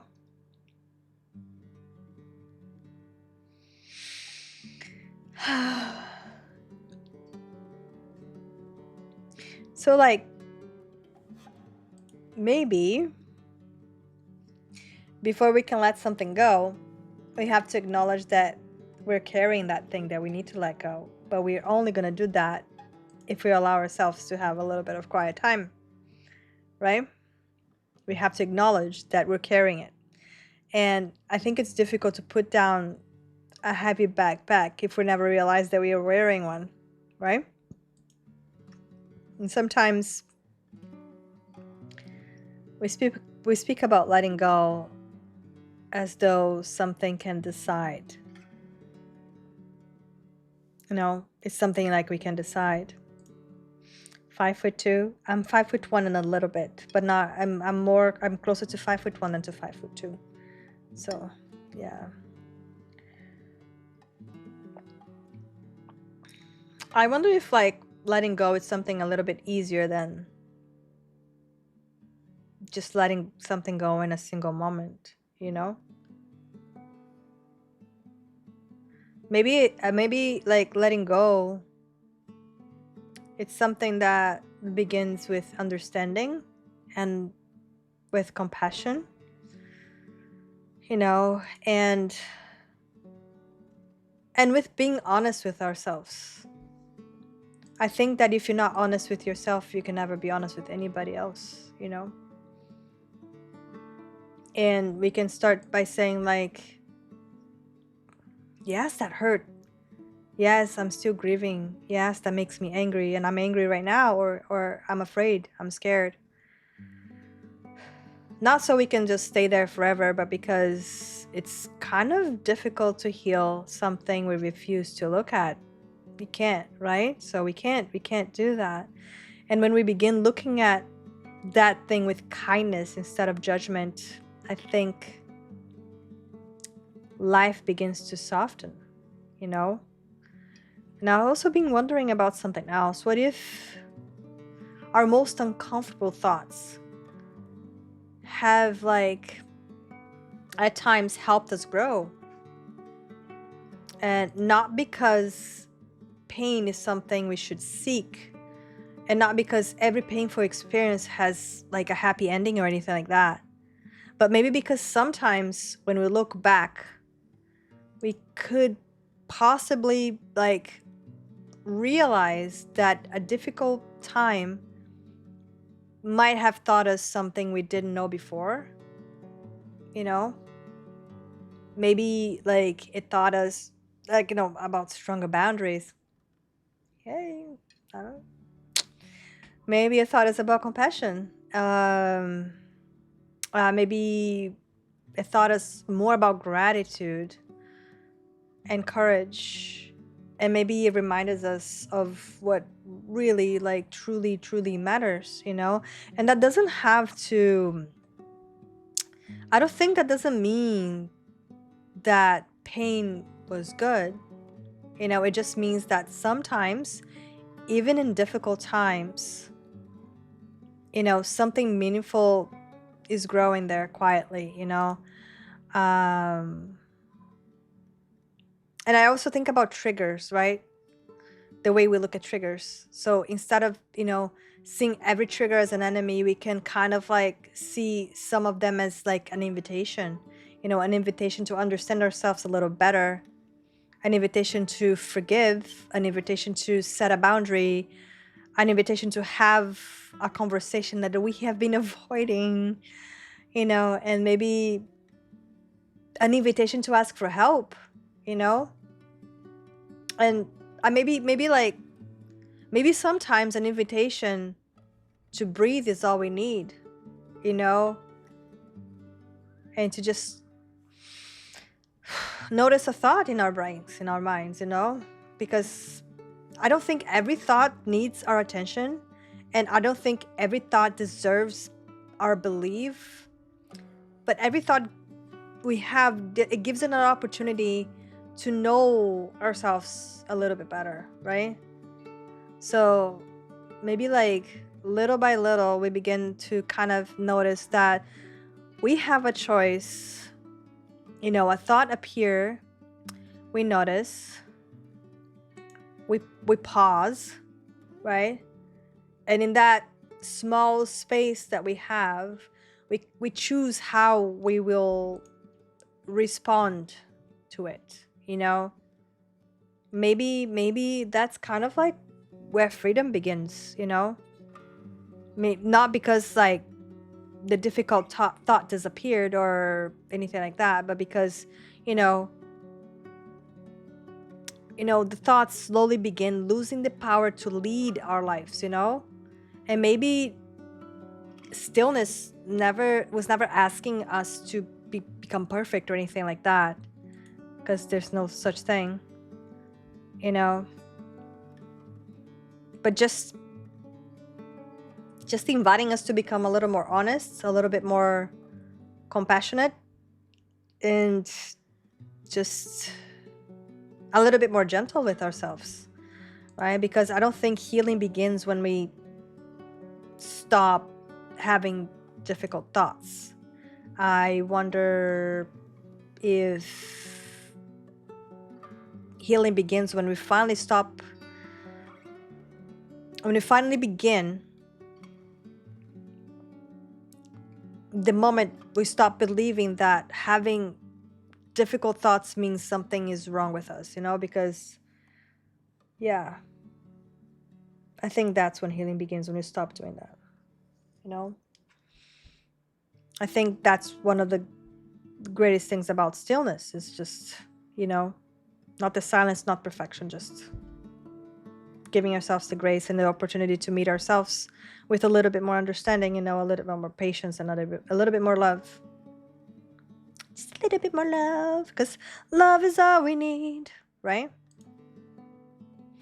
Kaiser! Hi, Kaiser! Welcome in. Now a verse from our collective tale. In Sushi Love's stream, we find our calm chats mix of wisdom and charm. Blue hues and white lights play the part, while Fleetown's trivia warms the heart.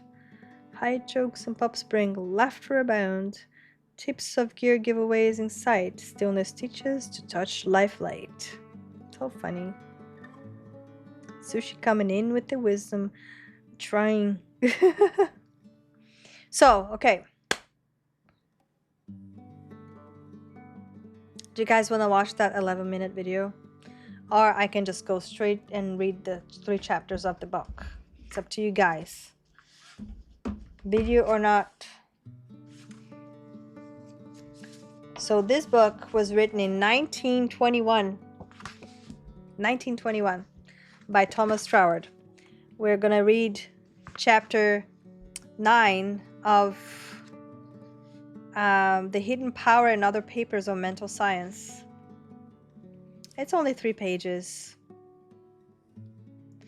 Only 3 pages. It's not that much. Like just like this and this and this. And that's it. So I can jump in the book or I can play a video. But regardless of what I'm doing, I need to go tinkle. That almost rhymed. Didn't it? I think that rhymed a little bit. Yeah. Chat, let me know what you want.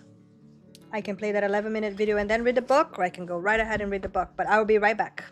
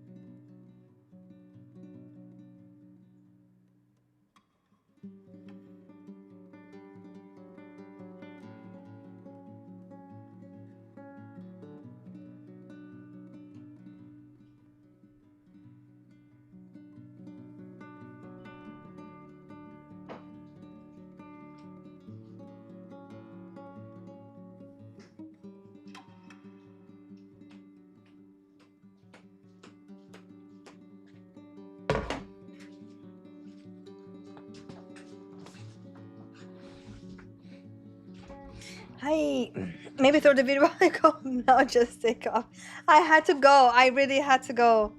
So, but I can put the video. The video, it is about quietness, but it has, well, when I'm talking, I'm just talking the way I do, but this video has a little more insight about the quiet thing. And I think that, honestly, like after everything that I have been through in my life, and I know that there's a lot of people that went through a lot worse, but we all our experiences are unique to ours, right? And everything that I've been through in my life, I've been through a lot of hard times, starting early in my life. I have learned that the quiet times, the stillness, is just really, really important. It has been really important in my journey to find where I am and to survive. I don't think I would be here today if I didn't take the time to be alone and in quietness and to allow myself to be with myself, right? We have a whole world happening inside of us, and when we open our eyes, we're distracted. And we don't necessarily have to close our eyes even. It's just about is just about being with yourself, just accepting yourself, learning to love yourself by being in solitude, you know? It shaped you to who you are now. Well, thank you for taking the time. Yes, well, we all need to. And I forced myself to do it, you know? I did, because what I was doing before wasn't working out. So, yeah. Anyways, I'm gonna show you this, guys. Where's the thing? Scene. This one. Oh, this is the... Okay, hold on. This is it. Okay, I will actually pause the guitar guy. I love you, guitar guy.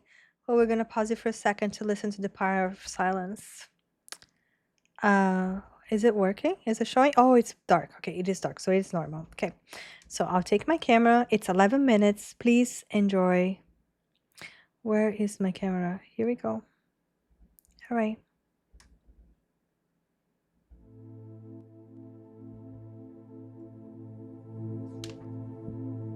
Silence can be a powerful tool that we often overlook in our desire to be seen and heard. As humans, we tend to struggle with knowing when to speak and when to keep quiet, and many times we find ourselves saying more than we should in an attempt to prove our worth to others. We live in a society that values constant communication and immediate gratification. But what if we embraced the power of silence instead? Silence is not simply the absence of sound. It is a space in which the mind can expand and the soul can soar.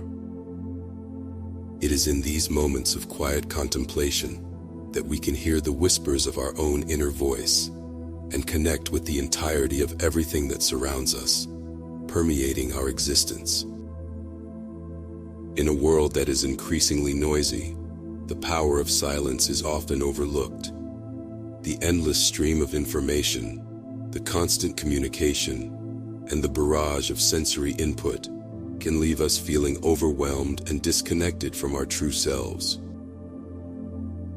We fill our days with endless chatter, distractions, and stimulations, rarely taking the time to simply be still and listen.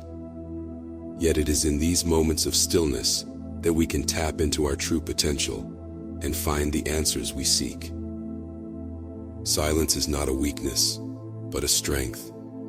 It is in the stillness that we can find clarity and the courage to face our fears. It is in the quiet moments that we can connect with our deepest values and beliefs and find the strength to live in accordance with them. Silence. It is a concept that is often misunderstood, yet it is one of the most powerful tools at our disposal.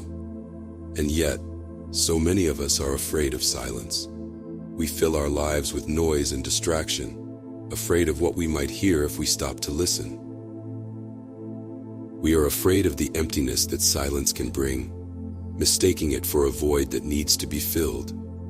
But in reality, it is in the emptiness of silence that we find the fullness of our being, the peace that surpasses all understanding. The peace you seek is not out there, in the external world, but rather within yourself. The key to finding this peace lies in recognizing that you are more than just your thoughts, your emotions, and your physical body. You are a being of infinite potential, capable of experiencing a sense of peace that transcends all external circumstances. This peace is not dependent on the external world or the circumstances in your life, but rather on your ability to connect with the infinite and eternal essence that lies within you. To find this peace, you must learn to quiet the mind, to silence the endless chatter of thoughts and emotions that keep you trapped in a cycle of stress and anxiety. This can be achieved through meditation, mindfulness, or any other practice that helps you to cultivate a sense of inner stillness and presence. Once you have learned to quiet the mind and connect with your inner essence, you will begin to experience a sense of peace that is beyond words. This peace is not the absence of conflict or difficulty, but rather a deep sense of serenity that exists regardless of external circumstances. Peace is not an external state that we strive to achieve, but an internal harmony that we must discover within ourselves.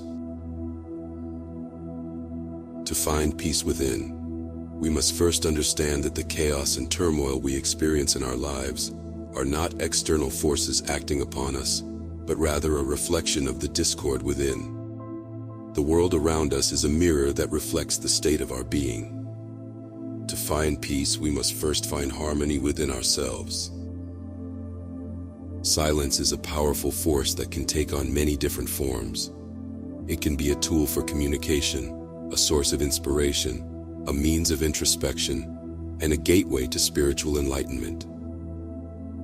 In many ways, silence is the essence of being, the fundamental space between our thoughts and actions that allows us to contemplate, learn, and grow. In the depth of stillness lies a power that transcends words. Silence is the gateway to a world beyond verbal language, where the heart speaks in whispers and the soul is heard in the quietness of the mind. In the midst of all the noise and chatter that surrounds us, there is power in silence. It can be a profound presence that precedes and attends all emotions and experiences. When words fail, silence can be the most appropriate response. It is versatile and can transcend speech, speak without words, and complement where verbal language is lacking.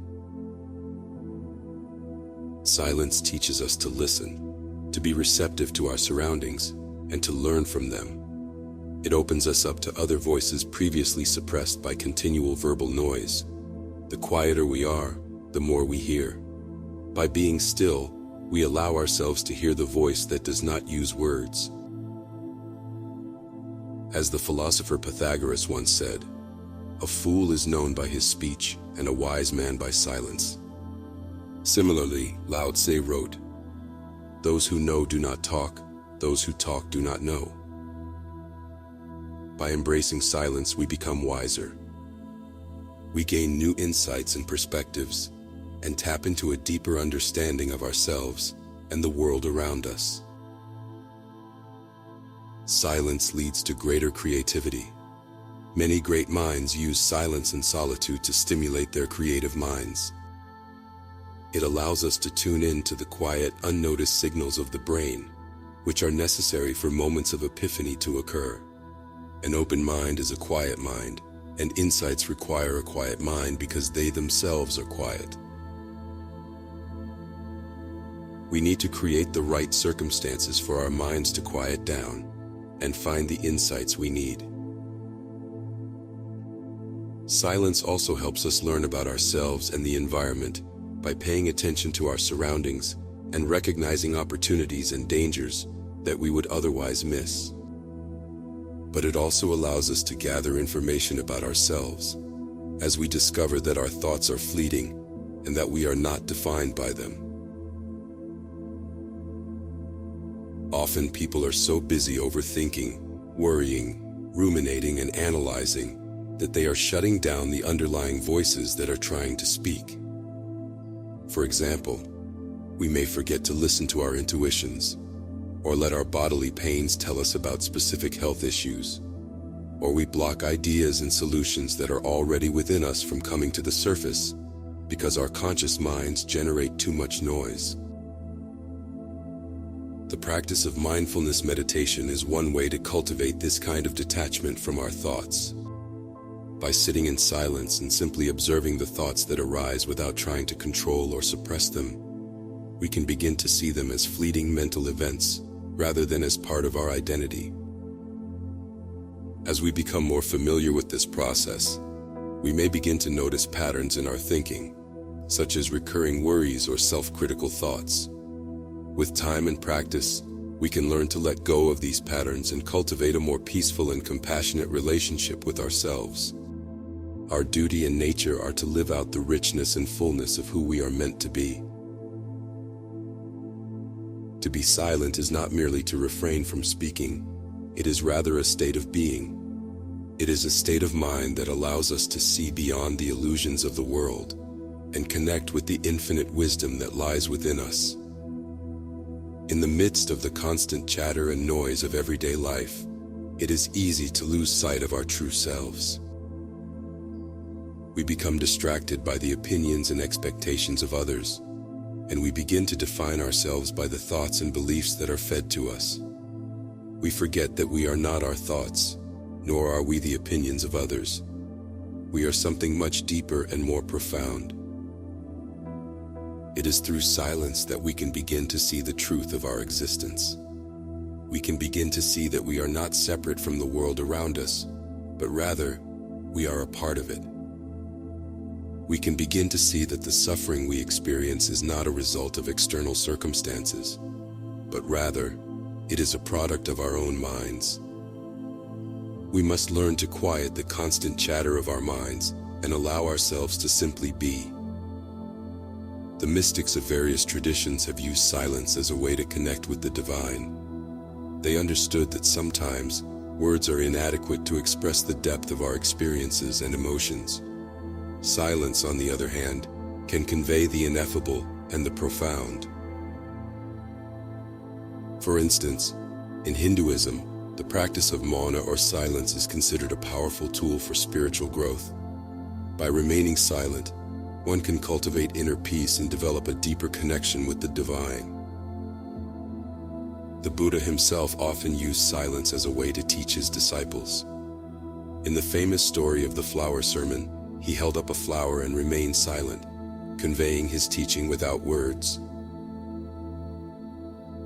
Silence is not just the absence of sound, it is the absence of distraction. When we eliminate the distractions in our lives, when we strip away the noise and the clutter, we can focus on what truly matters. We can see the world as it is, without the veil of illusion that so often clouds our perception. It is the absence of noise, the stillness of the mind, and the clarity of purpose. It is in this state of clarity that we can begin to understand the true nature of our existence. We can see the interconnectedness of all things, the impermanence of all phenomena, and the emptiness that lies at the heart of all existence. Silence is the key to unlocking the mysteries of the universe. It is the doorway to enlightenment, the path to true liberation. And it is a path that we must walk alone, for no one can do it for us. We must embrace the silence, embrace the stillness, and allow it to guide us on our journey.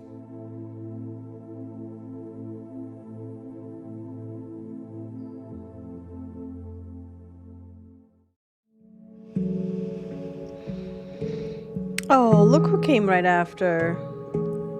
Look at that. I didn't even have to put her back on. She came right back.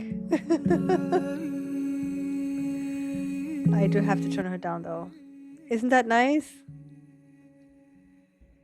I know.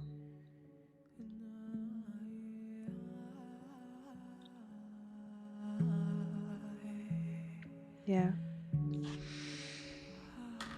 I don't know if you guys were able to close your eyes and do that. I know when I listened to this morning, I'm like, yeah, this is very much aligned with what I'm, talking about today. And I'm not talking about this today because I have mastered any of it. It's because I need to master some of it. I need to discipline myself to allow myself to have that time. And I think all of us are worthy and deserving of that time. So that's what this is all about, we're all learning together here. We're all on this journey together, and it's just a pleasure to be here on Mondays. I'm still on my break. I decided to take the whole summer break, spring and summer. I've been on a break since May? Since April. I've been on a break since April. Yeah, it's been pretty much spring, summer break that I've taken from streaming, except for customs, events, and mental health Mondays. I totally stopped spooky Sundays and all the other stuff I used to do, and I'm okay with that. I am enjoying actually It's been really cool to, regardless if people show up or not, it's been cool to just get ready for Mondays and read things and plan. And, I had a complete different plan for today. And as Friday just changed the whole thing, so I let the other plan simmer over there for Monday. And I'm very grateful that I have, you guys come and join me sometimes. And but before we finish today, I wanted to share a few pages from a book that has meant a lot to me over the years. I don't read books because I expect to agree with every single word the book says, I read it because sometimes another person's perspective kind of helps me look at my own life a little different, I take everything with a grain of salt, and I take what would benefit me and leave behind what it doesn't really align with me. So, and as I read this, I just I would like to invite us to notice what stands out. We don't have to agree with everything, and we don't all have all the answers. We can just listen and see what speaks to us, kind of thing, And so I'm gonna turn the beautiful lady a little bit lower. Is this okay? Is this sound okay, guys? Authenticity.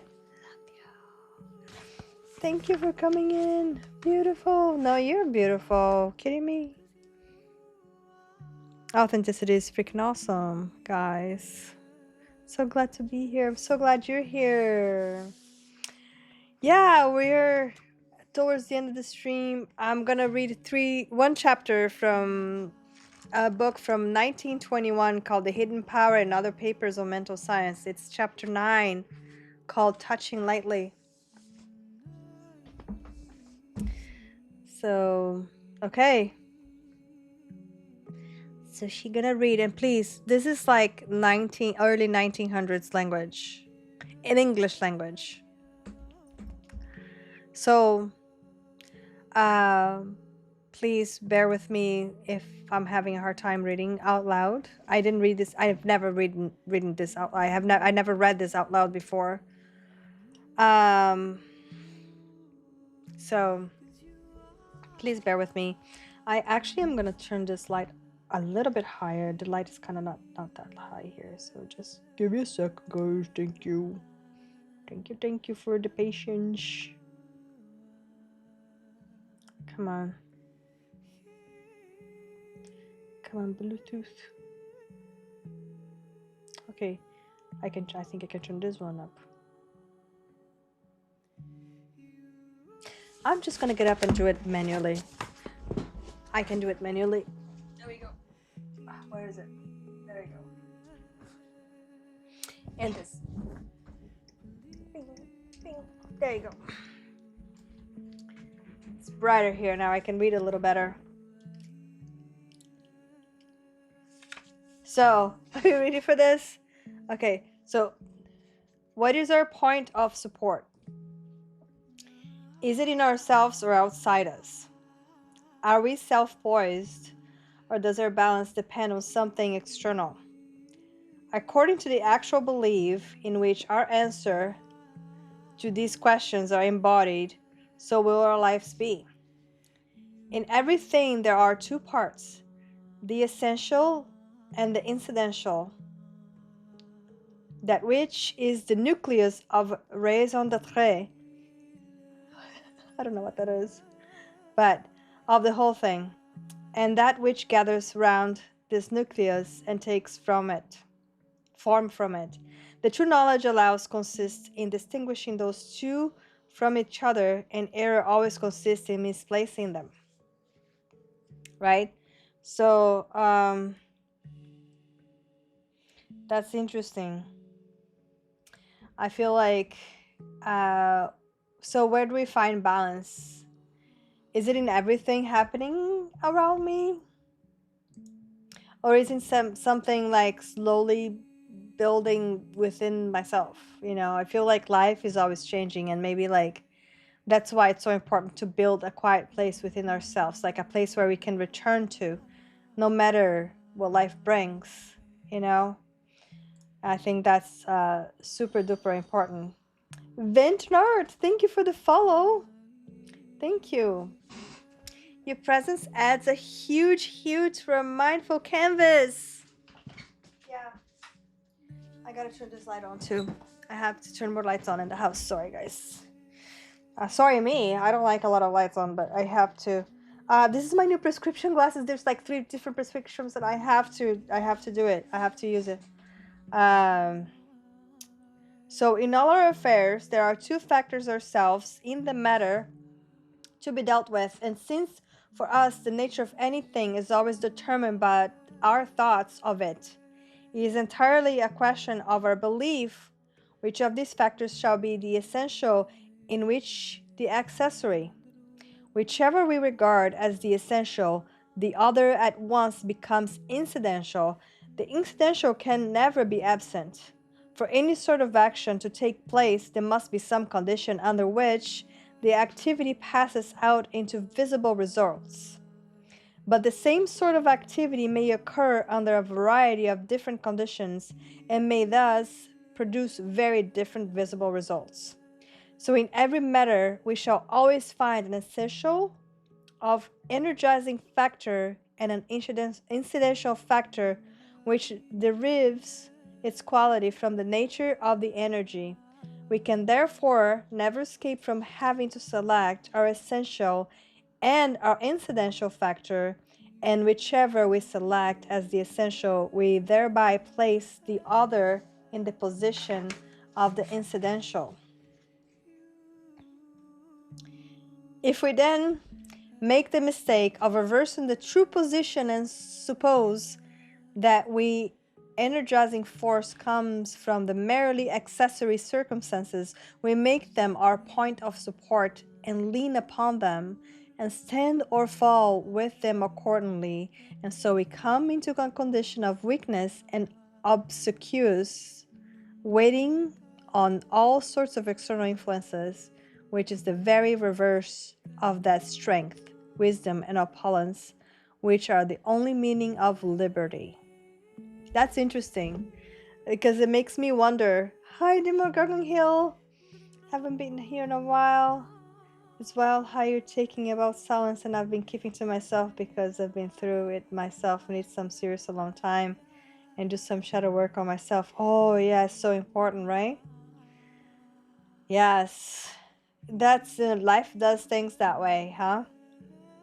So this little paragraph makes me wonder, like, how much of my peace depends on life going, you know, the way I hope it will, because life doesn't always go according to our plans, right? And maybe peace is not something that we find when everything around us finally settles down. I think maybe something we slowly grow, within ourselves, one quiet moment at a time, right? And that's why I thought this chapter was so good for this. I know the language is kind of weird, and it's kind of different to I read this book twice, so, and this is a chapter that really stood up to me. I really love this chapter. It's my favorite chapter of this book.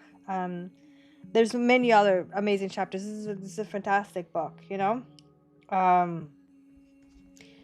but if we would to but if we would ask ourselves the common sense question, where can the center of man's life be except in himself?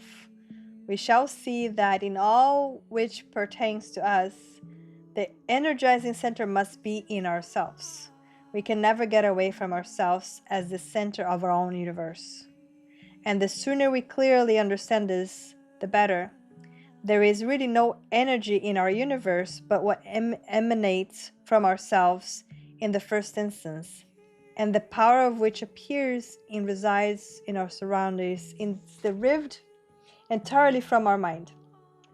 If once we realize this and consider that life which flows into us from the universal life principles is at every moment new life entirely undifferentiated to any particular purpose besides that of supporting our own individuality, and that is therefore ours to externalize in any form we will, then we find that this manifestation of the celestial life principle in ourselves is the standpoint from which we can control our surroundings. We must lean firmly on the central point of our own being and not on anything else. Our mistake is in taking our surroundings too much. We should touch things more lightly. We should touch things more lightly. And I love those words. We should touch things more lightly. You know, not because they don't matter, you know, because perhaps like holding on too tightly sometimes causes us more suffering than, you know, the things itself. Maybe we can love deeply, we can care deeply, like we can do our best, we can give our best and still, you know, hold life with open hands. You know, we don't have to hold on too tightly, you know, just touch lightly, you know. I don't know, that kind of stayed with me, you know. So we should touch things more lightly. And so as soon as we feel that their weight impedes our free handling of them, they're mastering us and not we them. Light handling does not mean weak handling. On the contrary, lightness of touch is incompatible with the weak grasp of the instrument, which implies that the weight of the tool is extensive relatively and to the force that seeks to guide it. A light, even playful handling, therefore implies a firm grasp and perfect control over the instrument. It is only the hands of the Gringling Gibson that the craving tool can create miracles of aerial lightness from the solid wood. The light yet firm touch is still not of weakness but of power held in reserve. And if we realize our own out and out spiritual nature, we know that behind any measure of power we may put forth, there is the whole reserve of the infinite to back us up. Charlton, thank you for stopping by. And like, I really like this thought, okay? Because being gentle doesn't mean being weak. Some of the strongest people I have ever met have also been some of the gentlest people. You know, maybe real strength is not found in holding tighter. Maybe it's found in like knowing when to soften, to trust, and when to let life unfold. You know, like one moment at a time. So maybe real strength is not found in holding things tighter. You know, yeah. Yo. Sorry. So,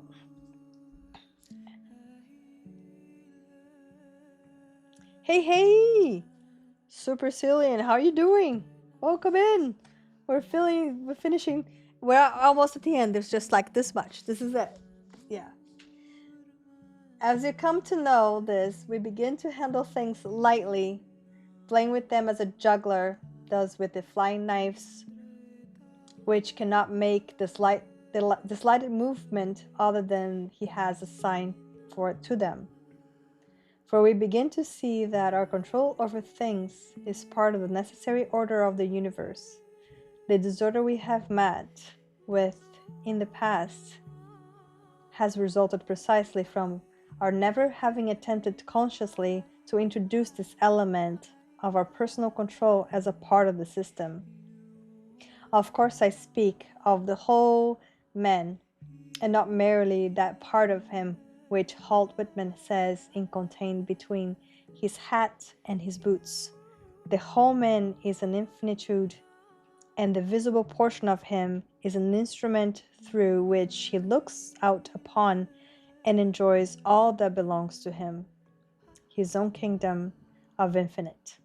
And when he learns that this is the meaning of his consciousness individuality, he sees how it is that he is infinite and finds that he's one with infinite mind, which is the innermost core of the universe.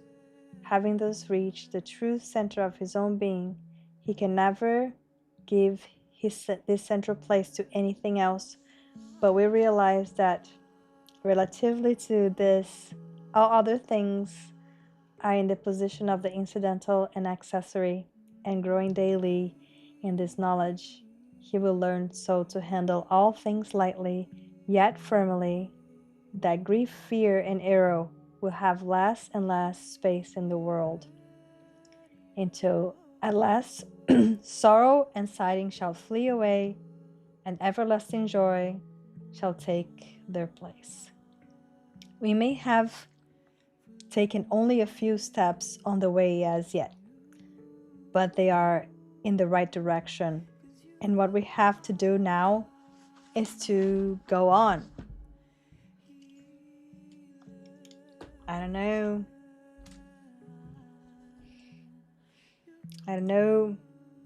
I think that ending is really nice. I do have to turn the light off though, just a sec. I do love that ending. I'm doing great, thank you. Yeah. I think that sometimes I think healing is like arriving somewhere, about finally having all the answers. But maybe healing is just like a continuous walk, And I think like one small step at a time. One kind choice at a time, One quiet moment at a time. And maybe that's enough, Anyways, thank you all guys for slowing down with me today. It's been really great. I hope sometime this week we can all find just a few quiet moments to be with ourselves. All of us, not to fix anything, not to become someone different, just to notice, listen, and maybe touch life a little bit more lightly. Yeah.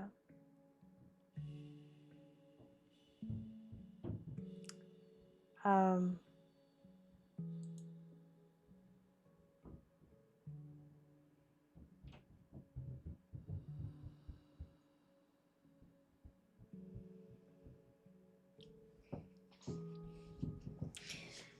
I hope that there was a little slowing down.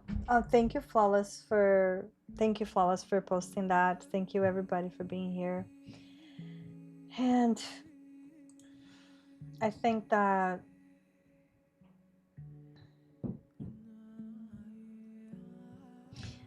dude, I don't like Marvel rivals.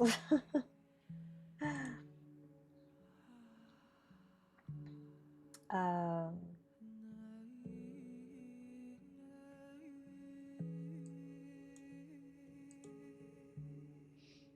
love my necklace. Fire Shark, how are you doing? Oh, thank you.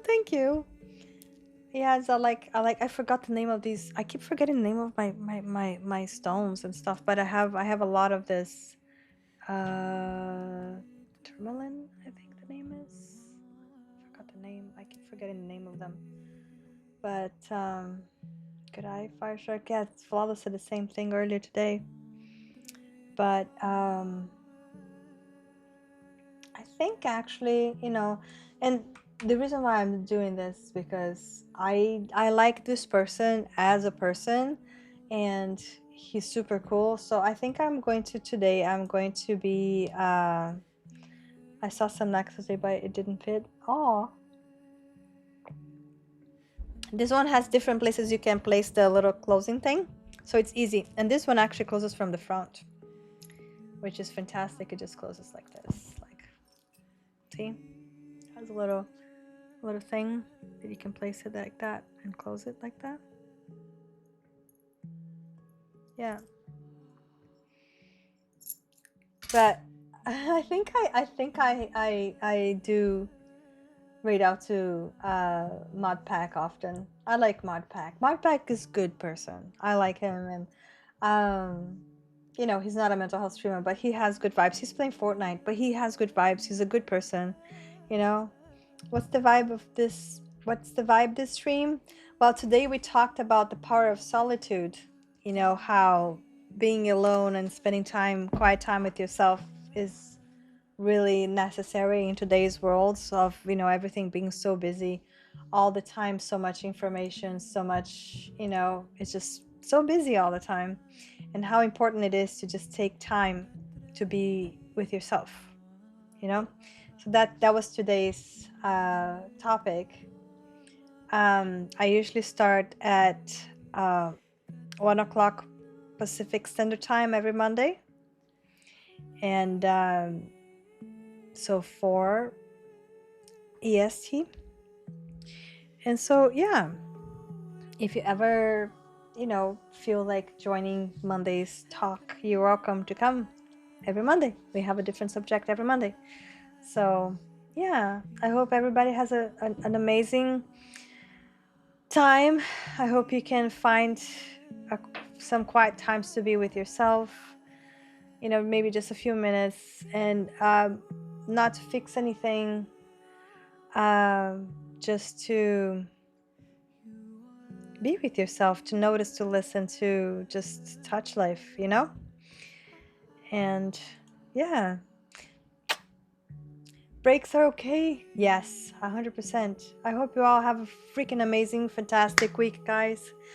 I'm gonna send you all to Modpack Dad, and much love. Sushi out.